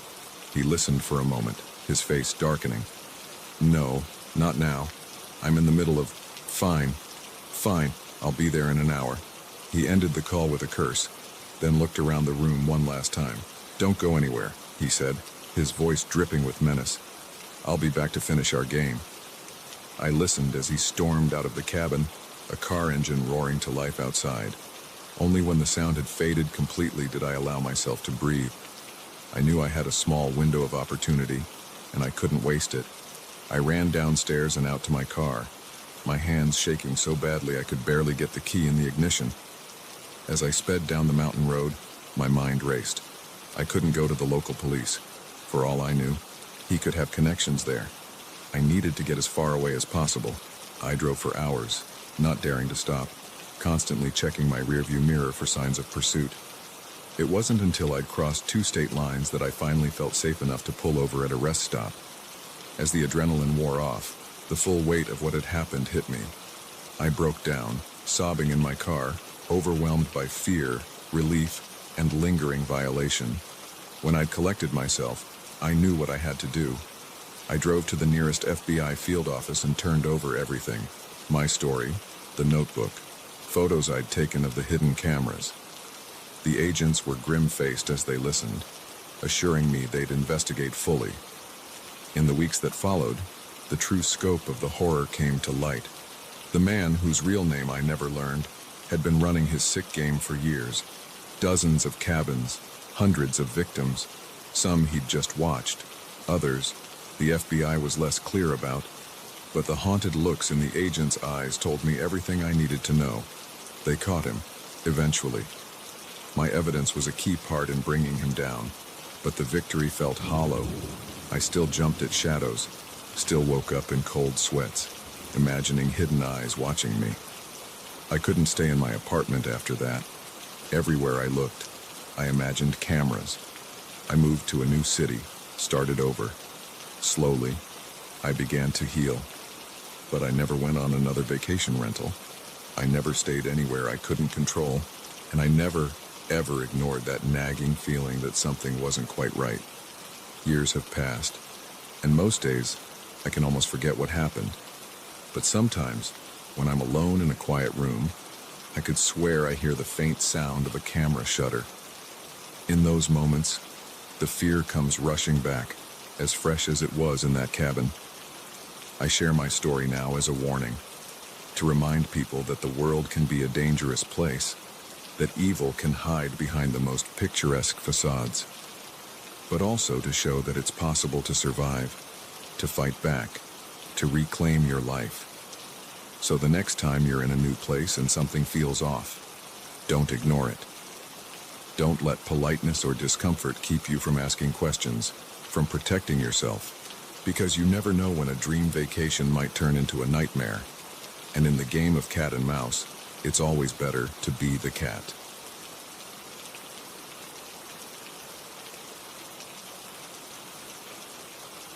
The first time I heard the screams coming from next door, I told myself it was just the TV. By the third night, I knew I was living next to a monster. What I didn't realize was how deep the rabbit hole of horror truly went. I'd only been in my new apartment for a week when it started. The building was old, a bit run down, but it was all I could afford on my entry-level salary. My neighbor, a middle-aged man named Frank, had seemed friendly enough when I moved in. He'd even helped me carry a few boxes up the stairs. "Welcome to the building," he'd said with a smile that didn't quite reach his eyes. "I'm sure you'll love it here." Those words would come back to haunt me in the weeks that followed. It was a Tuesday night when I first heard it, a muffled scream, quickly cut off. I sat up in bed, heart pounding, straining my ears in the darkness. But all I heard was silence. I convinced myself it was just a nightmare, or maybe someone's TV turned up too loud. I drifted back to sleep, uneasy but unwilling to consider the alternatives. The next night, it happened again. This time, I was sure I wasn't dreaming. The scream was unmistakable, filled with terror and pain. It seemed to be coming from Frank's apartment. I pressed my ear against the wall, listening intently. I heard shuffling, a thud, then silence. My hand hovered over my phone, 911 already dialed. But what would I say? That I heard a scream? That my neighbor might be doing something suspicious? It seemed ridiculous in the quiet of the night. I deleted the numbers, telling myself I'd talk to Frank in the morning.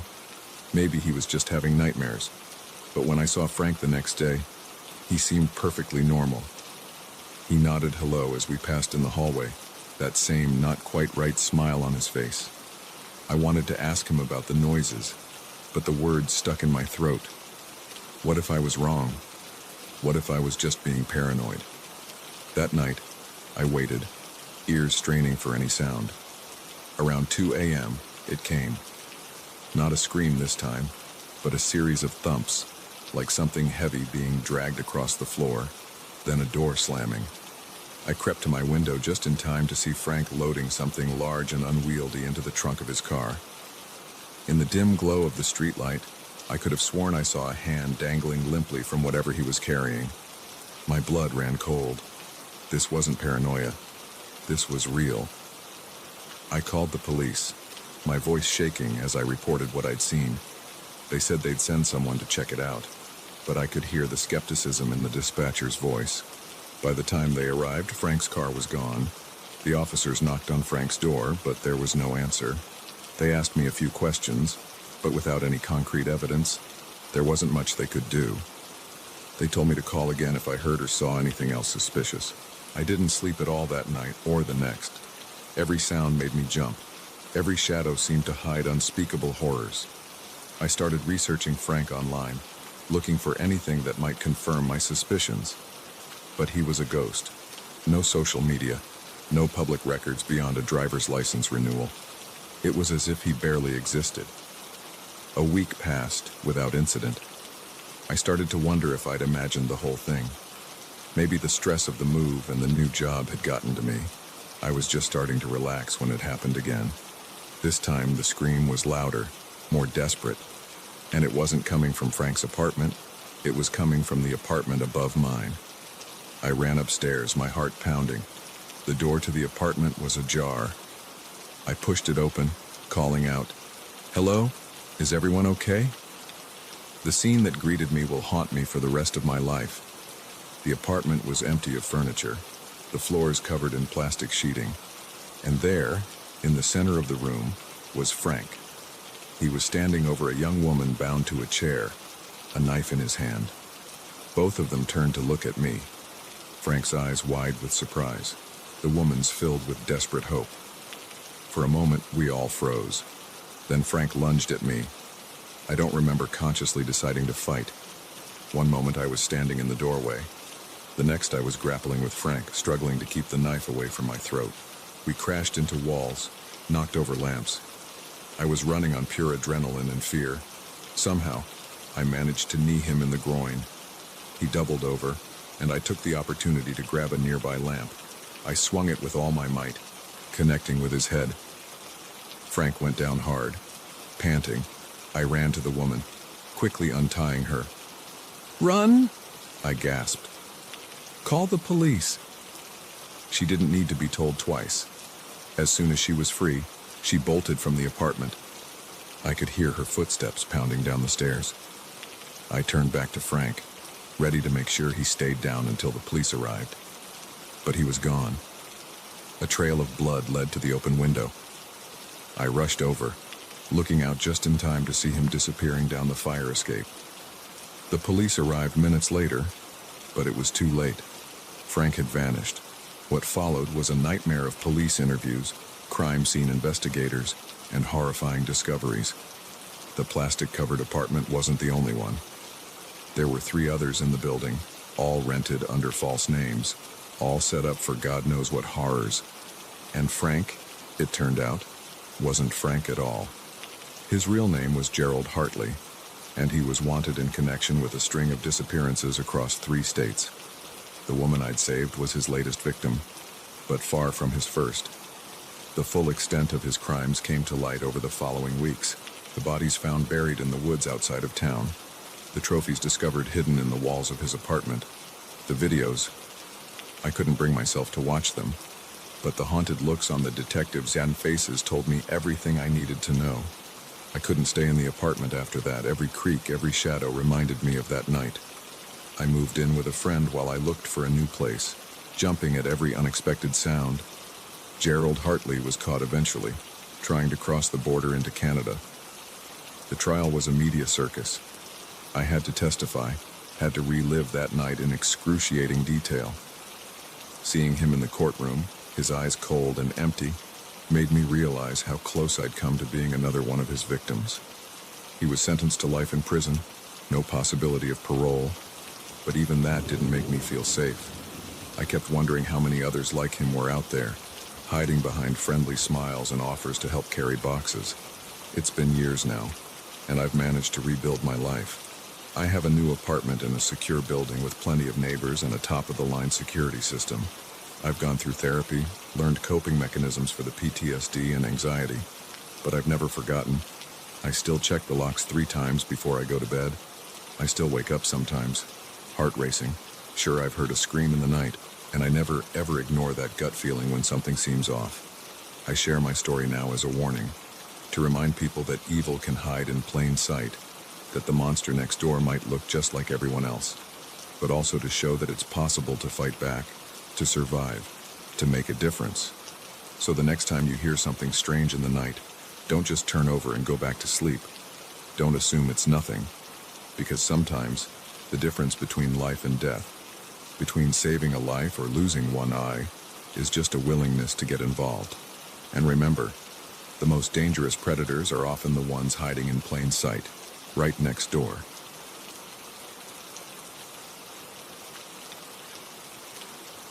The moment I saw the unmarked van pull up to the loading dock at 2 a.m., I knew something was terribly wrong. What I didn't realize was that my boring night shift was about to turn into a fight for my life and a desperate race to expose a conspiracy that went far deeper than I could have ever imagined.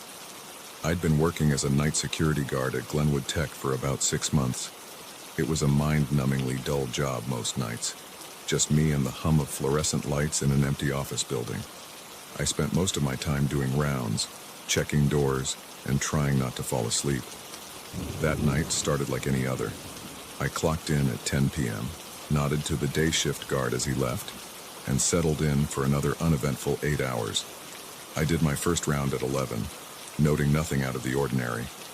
The labs were locked up tight, the server rooms secure, everything as it should be. It was during my 2 a.m. round that things started to get weird. As I was passing by a window overlooking the rear parking lot, I noticed a white van pulling up to the loading dock. This was unusual for 2 reasons. First, we never got deliveries this late. And second, all company vehicles were clearly marked. This van was completely unmarked. I watched as 3 men got out of the van. They were dressed in what looked like maintenance uniforms, but something about their movements seemed off. They moved with a purpose, heads constantly swiveling as if watching for observers. My first instinct was to call it in to my supervisor, but as I reached for my radio, I hesitated. What if this was some kind of authorized late-night maintenance? I didn't want to cause a fuss over nothing and risk losing my job. Instead, I decided to investigate further. I made my way down to the loading dock, trying to look casual while my heart pounded in my chest. As I got closer, I could hear the men talking in low, urgent voices. "Gotta be quick. In and out in 10 minutes, tops," one was saying. "What if the guards show up?" another asked. "Take care of them," the first replied coldly. I froze, my blood turning to ice. This was definitely not authorized maintenance. I started to back away slowly, planning to get to a phone and call the police. But in my nervousness, I knocked over a stack of empty boxes. The crash echoed through the quiet night. The men's heads snapped in my direction. "Hey, you there, stop!" one of them shouted. I ran faster than I'd ever run in my life, sprinting back into the building. I could hear their footsteps pounding behind me. I knew I couldn't outrun them forever. I needed a plan. I ducked into one of the research labs, frantically looking for a place to hide. That's when I saw it. A laptop, still on, its screen glowing in the darkness. Without thinking, I rushed over to it. The computer belonged to Dr. Sarah Chen, one of Glenwood's top researchers, and it was open to a folder labeled Project Blacklight. My curiosity overrode my fear for a moment, and I started scrolling through the files. What I saw made my blood run cold. Schematics for what looked like advanced weapons, financial records showing massive, off-the-books payments, and most chillingly, a list of names, politicians, military officials, corporate executives, with notes detailing their susceptibility to persuasion. I realized with growing horror that I had stumbled onto something huge. Glenwood wasn't just a tech company. It was the center of some kind of vast conspiracy. The sound of approaching footsteps snapped me back to reality. I didn't have time to process what I'd seen. I needed to get this information out. I spotted a USB drive on the desk and quickly started copying files. The door burst open just as the file transfer completed. I yanked out the USB drive and dove under the desk as the men entered the room. "Check everywhere," one of them growled. That rent-a-cop couldn't have gotten far. I held my breath as they searched the lab, praying they wouldn't find me. After what felt like an eternity, they moved on to the next room. As soon as the coast was clear, I crawled out from my hiding spot and made a break for it. I managed to make it to the security office and locked myself in. My hands shook as I tried to think of what to do next. I couldn't call the police. For all I knew, they were involved in this too. I needed to get this information to someone I could trust. I remembered a journalist who had come sniffing around Glenwood a few months back, asking questions about their government contracts. The company had shut him down hard, but maybe he would be interested in what I'd found. I pulled up the local newspaper's website on my phone and found the journalist's email. I quickly typed out a message, attaching some of the files from the USB drive. Just as I hit send, I heard a loud bang on the security office door. "Open up! We know you're in there." Panic surged through me. I looked around frantically for an escape route. The ventilation duct caught my eye. It would be a tight fit, but it was my only option. I had just managed to squeeze into the duct when the door burst open. I held my breath, watching through the grate as the men searched the office. "He's gone," one of them said. but he was definitely here. Look, the computer's still on. Check the email logs, another ordered. See if he sent anything. My heart sank. They would know I had contacted the journalist. I needed to warn him. I started crawling through the ventilation system, trying to remember the building's layout. After what felt like hours of claustrophobic shuffling, I finally found an exit into an empty office. I climbed out, my muscles screaming in protest. I was on the 3rd floor now, with no easy way down, and I could hear voices in the hallway, getting closer. In desperation, I smashed the window with a chair and climbed out onto the ledge. The ground looked impossibly far away, but I could see my car in the parking lot. If I could just reach it. I inched my way along the ledge, trying not to look down. When I reached the corner of the building, I saw a drain pipe. It was risky, but it was my only shot. I grabbed the pipe and started sliding down, the rough metal tearing at my hands. About halfway down, the pipe creaked ominously. Before I could react, it tore away from the wall. I fell, landing hard on a dumpster below. Pain exploded through my body, but adrenaline kept me moving. I rolled off the dumpster and limped as fast as I could to my car. I could hear shouts behind me as I peeled out of the parking lot. In my rearview mirror, I saw the white van in pursuit. What followed was the most terrifying car chase of my life. I weaved through the empty early morning streets, the van always right behind me. I finally lost them by driving through a construction site, narrowly avoiding disaster multiple times. When I was sure I wasn't being followed anymore, I headed for the newspaper office. I needed to make sure the journalist got my message and understood the danger he was in. The next few weeks were a blur of police interviews, FBI investigations, and media frenzy. The files I had stolen blew the lid off a massive conspiracy involving defense contracts, illegal weapons development use, and political manipulation. Arrests were made, companies were shut down, and the ripples spread through the highest levels of government and industry. I was hailed as a whistleblower and a hero, but even as the story unfolded in the national news, I couldn't shake the feeling that it wasn't over, that somewhere out there, the real masterminds behind Project Blacklight were watching, waiting, planning their next move. I was right to be paranoid. 3 months after that night, an attempt was made on my life. I've been in witness protection ever since, looking over my shoulder, never staying in one place too long. Sometimes I wonder if I did the right thing, if the truth was worth the cost to my life, my peace of mind. But then I remember the weapons I saw, the lists of names, the scale of what they were planning.